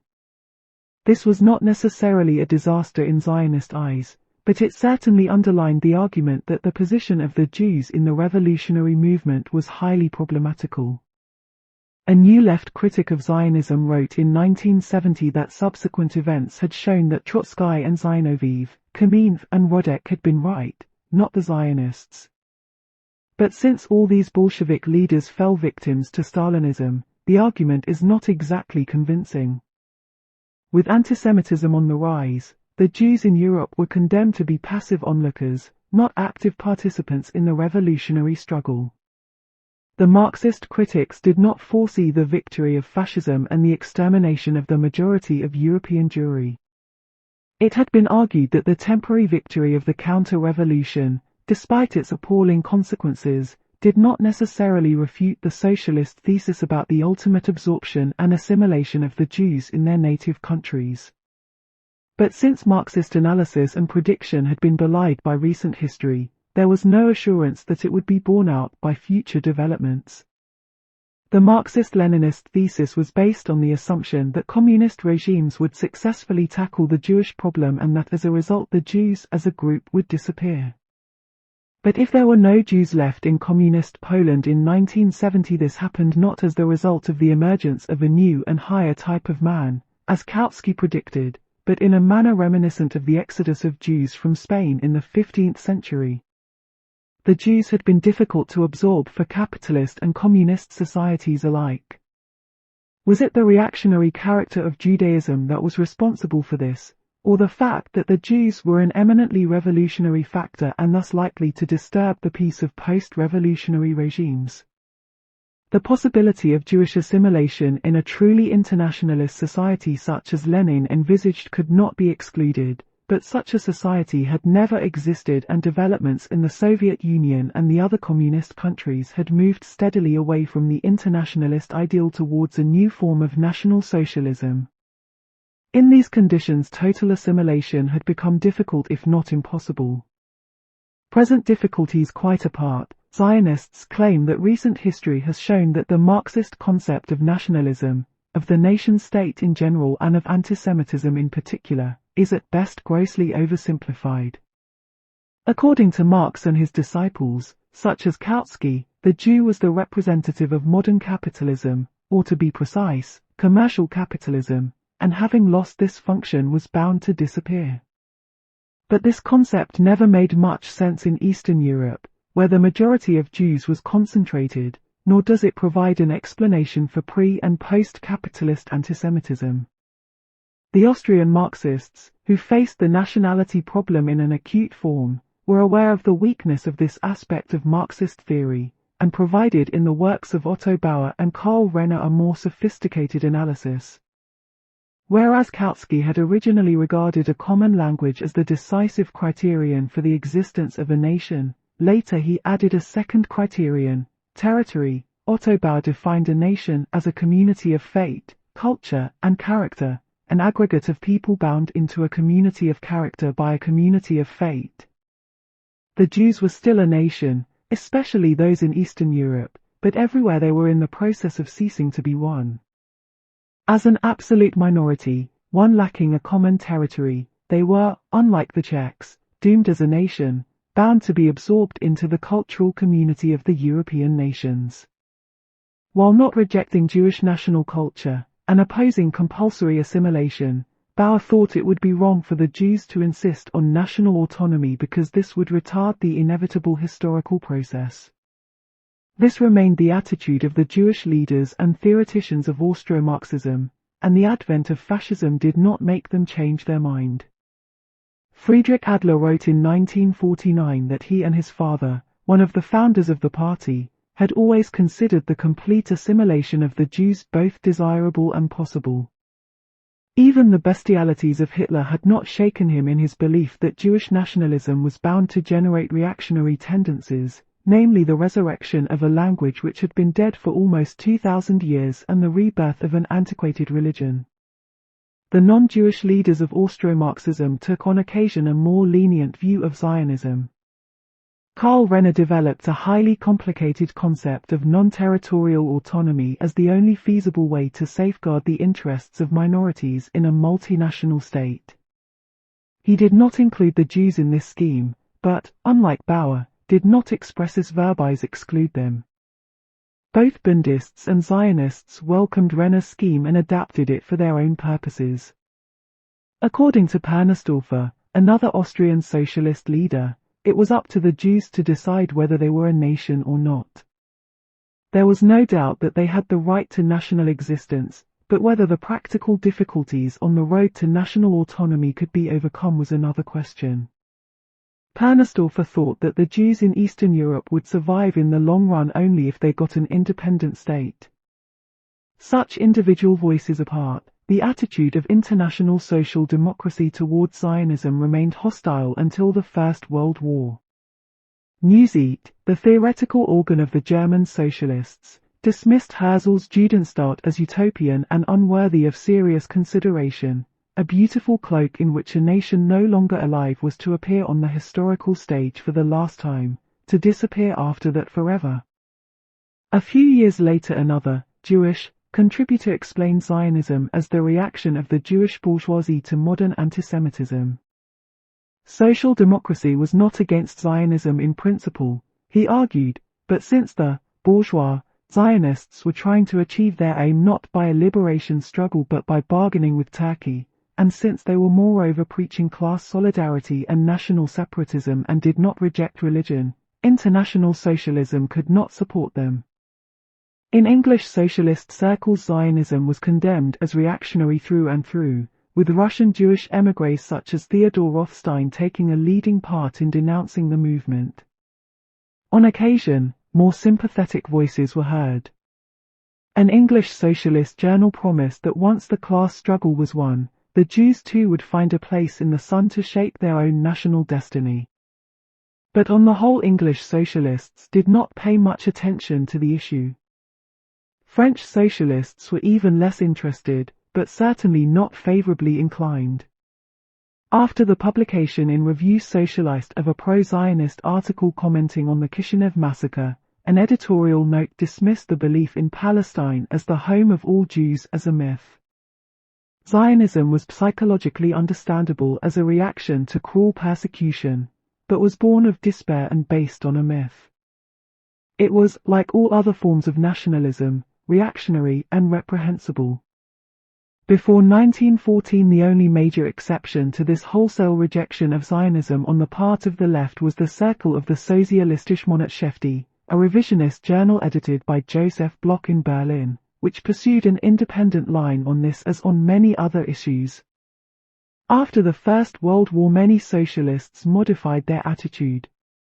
Kautsky and the Marxist fundamentalists remained opposed, and the attacks emanating from these circles were harsh in both form and content. Zionism, according to a pamphlet by Alexander Santo, to provide a fairly typical example, was a harmful illusion. The sooner it was liquidated the better for the Jews. There was no earthly chance that they would ever become a majority in Palestine. Zionism was reactionary and chauvinistic. Far from contributing to the solution of the Jewish problem, it was trying to sabotage the absorption of the Jews in their native countries. In Central and Western Europe assimilation was about to be completed, Santo wrote in 1930, antisemitism is merely engaged in rearguard actions. Time was working against Zionism, but while it did its mischief it was the duty of every socialist to combat it, and not to be neutral. For Zionism was not a marginal phenomenon, it was a cancerous disease.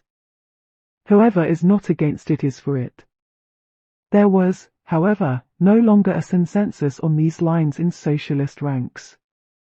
Van der Velde, one of the most respected figures of the Second International, and for many years its chairman, visited Palestine in the 1920s. Subsequently he wrote with sympathy about the work of the Labour Zionists. Other leading social democrats, including Louis de Brucker, Vincent Auriol, Camille Huysmans, George Lansbury, Arthur Henderson and Rudolf Breitscheid joined, in 1928, a socialist committee for working Palestine. The right of the Jewish people to a national home in Palestine was recognized in various resolutions of international socialist congresses between 1917 and 1920. Jean Longuet, Karl Marx's grandson, one of the leaders of French socialism, declared in 1918 that the idea of a Jewish national home in Palestine deserved the support of international social democracy. His colleague Leon Blum even became one of the non-Zionist members of the Jewish Agency in 1929. Of interest also were the changes in the attitude of leading socialists of the older generation, such as Axelrod and Eduard Bernstein, who had earlier sharply opposed Zionism. Axelrod declared in 1917 that he was now in favor of the realization of the aims of Zionism. Bernstein, father of the reformist trend in German social democracy, also joined the pro-Palestine Socialist Committee in 1928. Before 1914 he, too, had favored the denationalization of the Jews who, he said, no longer had any specific mission. He conceded that East European Jews might have to emigrate, but a rescue action on their behalf was not to be coupled with the idea of a Jewish state, which in any case would face insurmountable obstacles. That assimilation was desirable was axiomatic for Bernstein, as it was for Kautsky, his chief antagonist. There was in their view no justification for any specific Jewish solidarity or national separatism. Zionism was obnoxious and reactionary because it impeded assimilation. After the war, Bernstein admitted that he had underrated the importance and persistence of antisemitism. He declared that he felt too much a German to become a Zionist, but added that he followed their activities with sympathy. Zionism had inspired its followers to great creative achievements. Paul Zion was an active member of the Second International, much to the dismay of anti-Zionists like Santo. By and large, Zionism remained a marginal issue for European social democracy. Most of its leaders did not believe in the success of the Palestinian experiment, for both ideological and practical reasons, but after 1918 their tone was on the whole sorrowful rather than angry.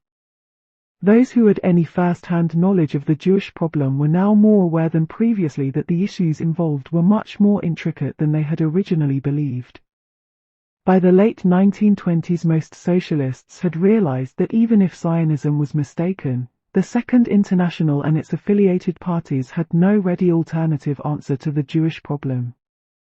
Lenin, Stalin, Trotsky. Communism was not beset by such doubts, claiming that it did have a solution. Lenin's rejection of Jewish nationalism was based on the writings of Kautsky and Otto Bauer, whom he frequently quoted. In some respects he went beyond them, asserting that nationalism, even in its most justified and innocuous form, was incompatible with Marxism. Even the demand for national cultural autonomy, the most refined and therefore the most pernicious kind of nationalism, was thoroughly harmful. It satisfied the ideals of the nationalist petty bourgeois and was in absolute contradiction to the internationalism of the proletariat. Marxists had to fight against any form of national oppression, but it did not follow that the proletariat had to support the national development of every nation. On the contrary, it had to warn the masses against any nationalist illusions and to welcome every type of assimilation unless based on coercion. The Jews of the West had already achieved the highest degree of assimilation in the civilized countries. In Galicia and Russia they were not a nation either, but had remained a caste, through no fault of their own but because of the anti-Semites. Jewish national culture was the slogan of rabbis and the bourgeois, and its advocates were therefore enemies of the proletariat. Stalin, writing in 1913, elaborated Lenin's view, defining a nation as a historically evolved, stable community of language, territory, economic life, and mental constitution expressed in a community of culture. According to this definition, the Jews were, of course, not a nation. They had no continuous territory of their own which served as a political framework and a national market. Only 3 or 4% of them were connected with agriculture, the remainder were city dwellers, scattered all over Russia, not constituting a majority in any single province. What kind of a nation was this, Stalin asked, that consisted of Georgian, Dagestani, Russian, American Jews, and so on? What kind of race, whose members lived in different parts of the world, spoke different languages, never saw each other and never acted in concert? This was not a real living nation, it was something mystical, amorphous, nebulous, out of this world. The demand for national cultural autonomy was therefore ridiculous. Autonomy was demanded on behalf of a nation whose existence was yet to be proven and whose future had not been recognized. All the Jews had in common was their religion, their common origin, and a few remaining national characteristics. But no one could seriously maintain that petrified religious rites and vanishing psychological traits were stronger than their socio-economic and cultural surroundings, which were inevitably leading to assimilation. The Bolsheviks sincerely intended to solve the Jewish question in Russia by giving full freedom to all Jews. Assimilation was to be actively furthered. The oppressed Jews of Russia and Galicia were to become equal citizens of the new socialist society. A detailed survey of the Jewish policy of the Communist Party of the Soviet Union lies outside the range of the present study. In brief, after the revolution a Jewish commissariat was established to deal with the specific problem of the Jewish population.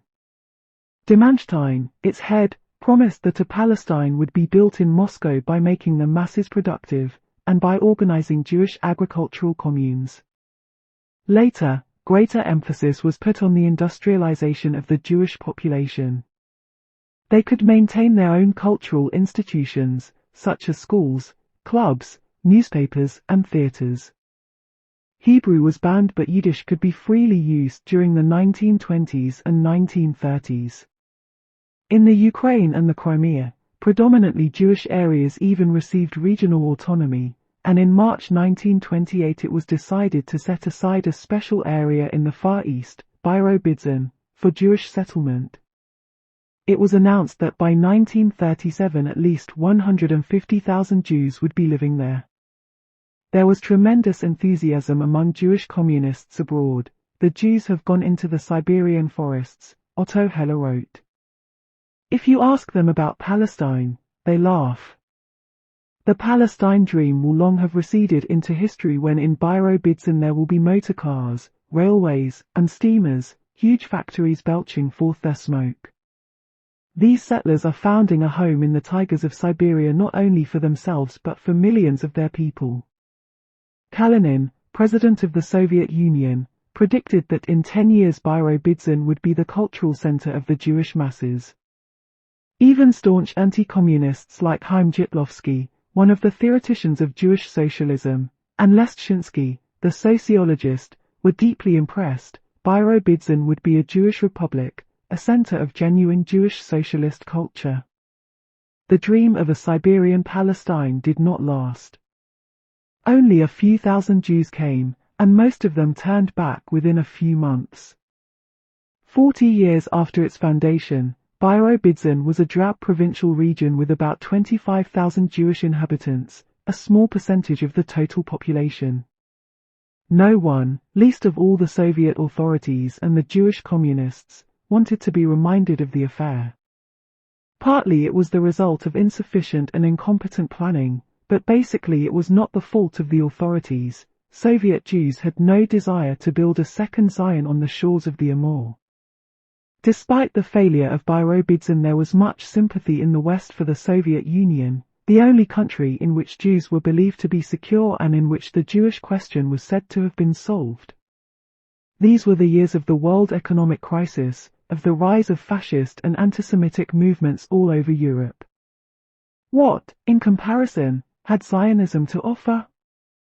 Its bankruptcy was final and irrevocable, Otto Heller wrote in 1931 in a much-discussed book. In Western Europe, the assimilation of the Jewish bourgeoisie, as well as of the lower middle class and the workers, was an irresistible process. In the East, under socialism, the Jewish question had been solved once and for all, next year in Jerusalem. This question was answered by history long ago.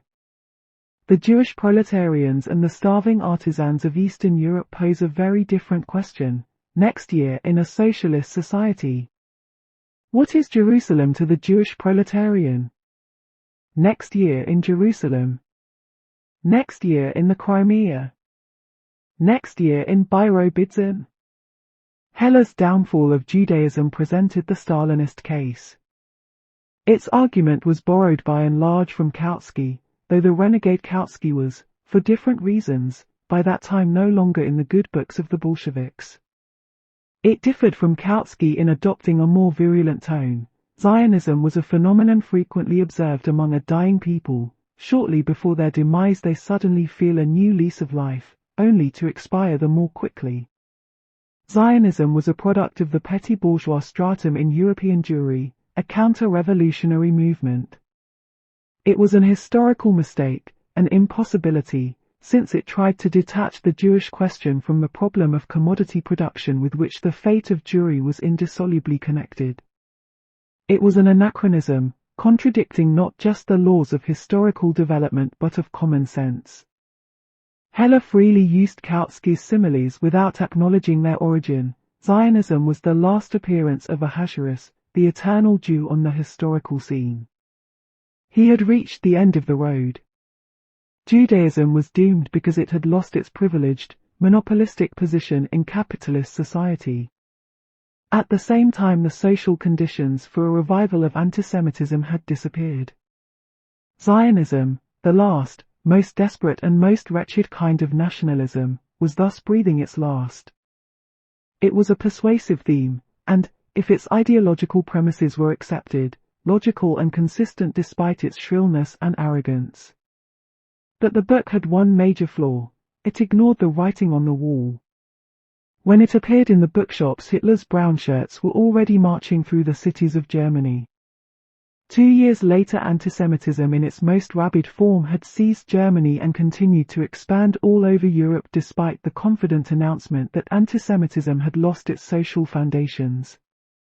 A few years later, Heller and many other Jewish communists lost their lives in Nazi extermination camps or in one of the Soviet prisons from which there was no return.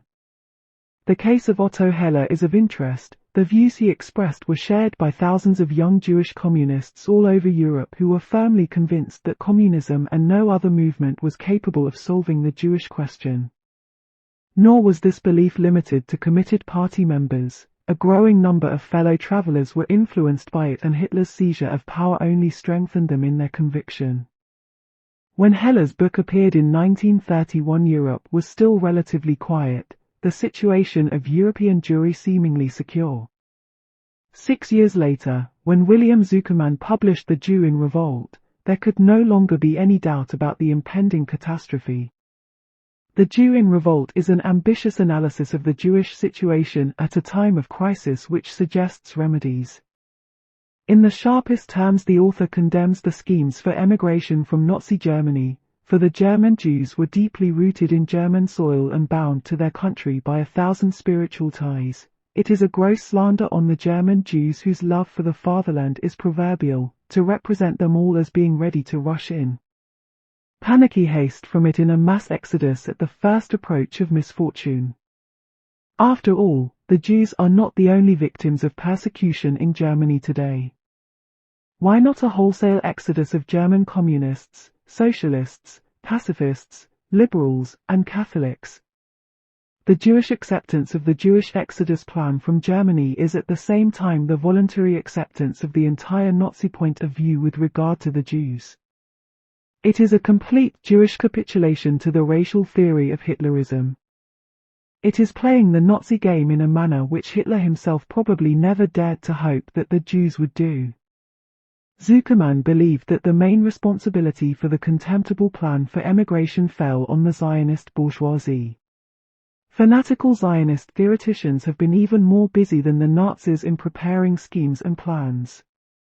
Zionist financiers have actually raised huge sums of money for its organization and have started it on the road to success. The fact is that, inasmuch as the Exodus plan has now become a popular solution for the Jewish problem, it is due more to a number of Zionist zealots and to a few big Zionist financiers than to the fascists. Of all the paradoxes of our time, this one will probably go down into history as the most curious of all. But the author had no doubt that the plot for mass emigration would fail. In spite of the brutal Nazi persecution, the bulk of German Jews will remain in Germany, and they will be there long, long after Hitler is gone, when even his name is a mere legend in German history. They bear the cross of their suffering with dignity and fortitude, as behoves an ancient people which has seen martyrdom and knows that tyranny, no matter how powerful temporarily, cannot forever turn back the wheels of history. They know that even if Hitler be all-powerful now and his regime successfully established for years to come, this is no reason why Jews should willingly accept his gospel of the ghetto and exile. The picture as Zuckerman saw it was not all black, for there was one country where the Jewish problem had been solved and it was showing the road to salvation to Jews everywhere. What struck him most forcibly in Russia was both the economic transformation of Russian Jewry and the mental change that had come with it. Gone is the almost pathological desire of every Jewish parent to bring up his offspring as doctors or lawyers. Although the universities and higher schools of learning are open to the Jews as in no other country, there is no rush of a disorderly mob of Jewish youth into them. Jews are positively the best factory workers in Russia and are sought after in every great plant. The Soviet Union had been virtually freed of the scourge of Jew hatred. The very meaning of the word antisemitism was being rapidly forgotten. The Soviet Union had solved the Jewish problem economically, politically, and even psychologically. Whatever larger successes the Soviet regime may or may not have to its credit, it has certainly evolved a perfect solution of the Jewish problem. Zuckerman concluded this eloquent account by proclaiming that the golden age of liberalism was at an end, that there was only one road open to the Jews, whether he approved of everything going on in the Soviet Union or not. As a Jew he could do nothing but follow the road shown by Moscow for the solution of the Jewish problem. This was a moral necessity. The great revolt of the Jews not only against capitalism but also against themselves was morally cleansing. Whatever its social or political danger to the Jews may be, morally it atones for everything. Spiritually, the social revolutionary movement is saving the Jews for the world. These extensive quotations are necessary to convey the full flavor of Zuckerman's case, and again it should be said that such views were by no means the monopoly of an outsider. They were shared by liberals who had succumbed to despair, even by some Jewish communal leaders and rabbis. For this was the time when belief in the Soviet Union was at its height. Stalin had stamped out unemployment and illiteracy, he had liquidated neurosis, crime, juvenile delinquency and alcoholism. He had produced a new type of man and in the process antisemitism was rapidly disappearing. The appeal to the Jew of Germany not to be seduced by the siren song of the Zionists but to stay in their native country was not exclusively communist either.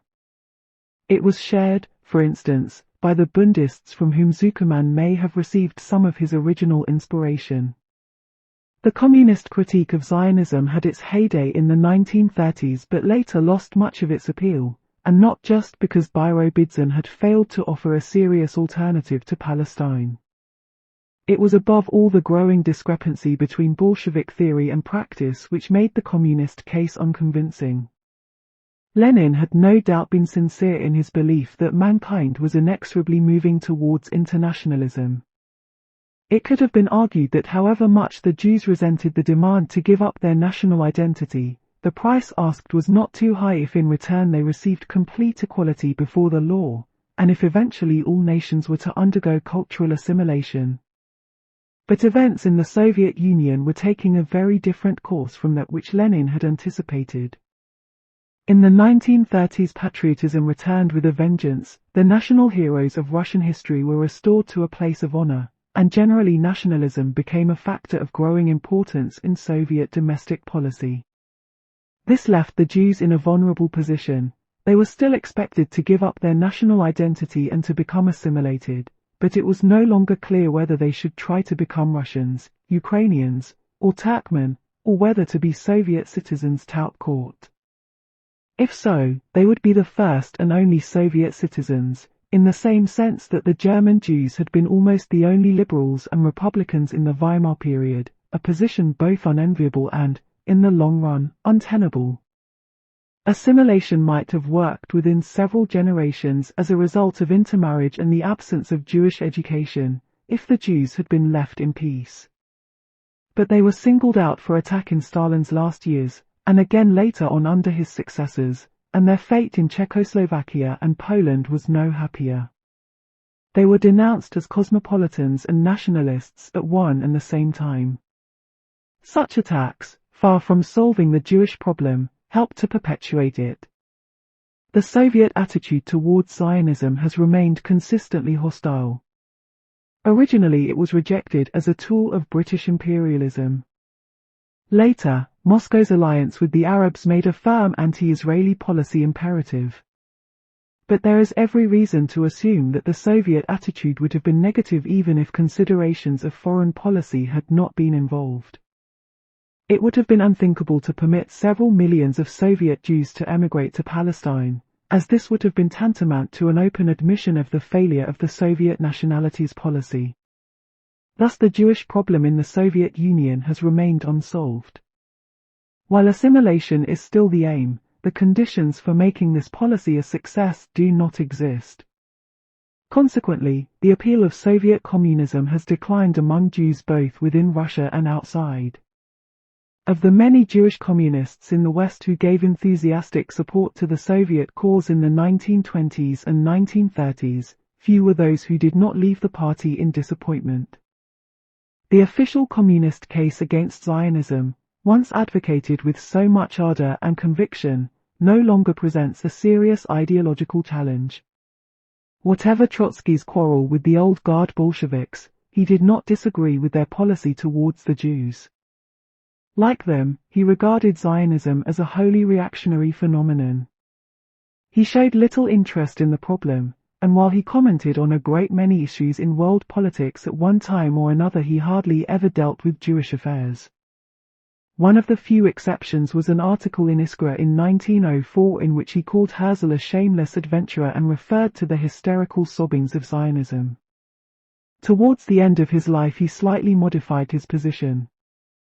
Recent experience had taught him, he said in an interview in 1937, that his old hopes for assimilation had been over-optimistic.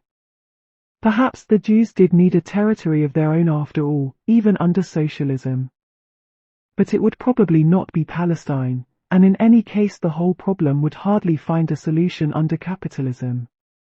Some of Trotsky's disciples took a greater interest, and while they made no significant theoretical contribution, for their views, too, were based on Kautsky, their opinions have a certain historical relevance, for they later influenced the New Left in its anti-Zionist outlook. The chief Trotskyite ideologist on Zionism and the Jewish question was the Belgian Leon, a former member of a socialist Zionist youth movement. Unlike most other Marxists who dealt with the problem, he was familiar with the writings of the theoreticians of labor Zionism. Having reached the conclusion that Zionism, not excluding its extreme left wing, was incurably reactionary in character, Leon invested considerable efforts in refuting it. Other national movements in Europe had been closely linked with the ascending phase of capitalism, whereas the Jewish national movement appeared on the scene only after the process of the formation of nations was approaching its end. Far from being a result of the development of productive forces, Zionism reflected the petrifaction of capitalism. Capitalist decay was the basis for the growth of Zionism, but at the same time it was the reason for the impossibility of its realization. Judaism had been indispensable in pre-capitalist society, but capitalism had destroyed the social basis on which Jews had for centuries maintained themselves. There is little in this that could not be found in earlier Marxist writers, not even the far-fetched thesis that economic developments in Europe compelled the Jewish bourgeoisie to create a national state in order to develop its productive forces. For this is more or less what Borokov had predicted, but in contrast to Borokov, Leon regarded this as a regressive development, for the Jewish question could be solved only after the victory of world revolution. Once world revolution had prevailed, once capitalism had been overthrown, the national problem would lose its acuteness. For national cultural and linguistic antagonisms were only manifestations of the economic antagonisms created by capitalism. Leon seems not to have been particularly concerned about the advent of fascism, for the very exacerbation of antisemitism prepared the road for its disappearance. Fascism, he predicted, would accelerate the proletarianization of the middle classes. Leon was arrested by the Germans a year or two after these lines were written and died, like millions of other Jews, in a Nazi extermination camp. Zionists paid little attention to the views of Leon and other Trotskyite ideologists, for wherever they differed from Kautsky and the Bolsheviks they offered no startling new insights. Even in West Germany, where the New Left devoted much time to the study and critique of Zionism, it did not go much beyond the traditional arguments of anti-Zionism such as those voiced before the First World War by the bourgeois anti-Zionist committee. Shorn of the ideological underpinnings, Kautsky, Lenin, Horkheimer, Adorno, it always amounted to proving that Arab nationalism was progressive whereas Jewish nationalism was evil. More attention was devoted by the Zionists to the strictures of Isaac Deutscher, perhaps because, unlike the Trotskyite and New Left writers, he was a well-known literary figure who reached a wide public and who, because of his background, was bound to know more about the subject than they did. Deutscher too regarded Zionism as a profoundly reactionary movement, but he admitted that the Bolsheviks had taken an over-optimistic view of the chances of solving the Jewish problem. At one stage in his career he engaged in public heart-searching, writing in 1954 that he had abandoned his anti-Zionism, which had been based on his confidence in the European labor movement, if instead of arguing against Zionism in the 1920s and 1930s I had urged European Jews to go to Palestine I might have helped to save some of the lives that were later extinguished in Hitler's gas chambers. The Jewish state, he wrote in this moment of weakness, had become an historical necessity and a living reality. But he still believed that basically Zionism was a reactionary force and it did not therefore come as a surprise when, after the Six-Day War and shortly before his own death, Deutscher made a bitter attack on Israel in which he argued, as he had done 40 years earlier, that Arab nationalism was progressive while Jewish nationalism was reactionary. That Israel represented neo-imperialism in the Middle East, preached chauvinism, etc. Zionism had worked from the outset for a purely Jewish state. Marxists should not allow their emotions and the memories of Auschwitz to drive them to support the wrong cause. Deutscher's instinctive rejection of the Jewish national movement went deeper and was in a way quite unconnected with the conflict between Israel and the Arabs. All the Jewish geniuses throughout recent centuries, he wrote in his credo, the great revolutionaries of modern thought such as Spinoza, Heine, Marx, Rosa Luxemburg, Trotsky, and Freud, had been heretics. They had all found Jewry too narrow, too archaic, and too constricting. It is interesting to compare this list of non-Jewish Jews with Kautsky's, Spinoza, Heine, Lassalle, Marx, and with Otto Bauer's, Spinoza, Ricardo, Disraeli, Marx, Lassalle, Heine. They all looked for ideals and fulfillment beyond Judaism. They had in common their rootlessness and their vulnerability. They were the natural protagonists of cosmopolitanism, the advocates not of nation-states but of internationalism.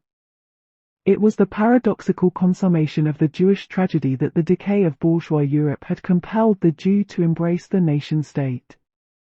The composition of Deutsch's Hall of Fame is open to dispute, and it does seem a little far-fetched to equate Freud's and Heine's attitude towards their fellow Jews with Trotsky's and Rosa Luxemburg's. These two failed precisely because they were rootless Jews and did not realize the depth of national feeling in Germany and Russia, which made it quite illusory to pursue an internationalist policy. Trotsky wrote in his autobiography that nationalist passions and prejudices were incomprehensible to him from his earliest childhood, that they produced in him a feeling of loathing and moral nausea. Rosa Luxemburg complained to a friend, Mathilde Wurm, in 1917, "Why do you come with your special Jewish sorrows? I feel just as sorry for the wretched Indian victim in Putumayo, the Negroes in Africa. I cannot find a special corner in my heart for the ghetto." This in a way was an understatement of her position, because like some other Jewish revolutionaries she showed symptoms of that familiar phenomenon, Jewish self-hatred. It is difficult to imagine that Lenin, an internationalist second to none, would have referred with such dismay to special Russian sorrows. Deutsche, theoretically at least, was aware of the dilemma. After all, he does mention the vulnerability of the cosmopolitan Jew. But he had no clear answer for the perplexed Jewish revolutionaries of his own time. Deutsche's opposition to Zionism was based in the last resort on the liberal critique of the Jewish national movement.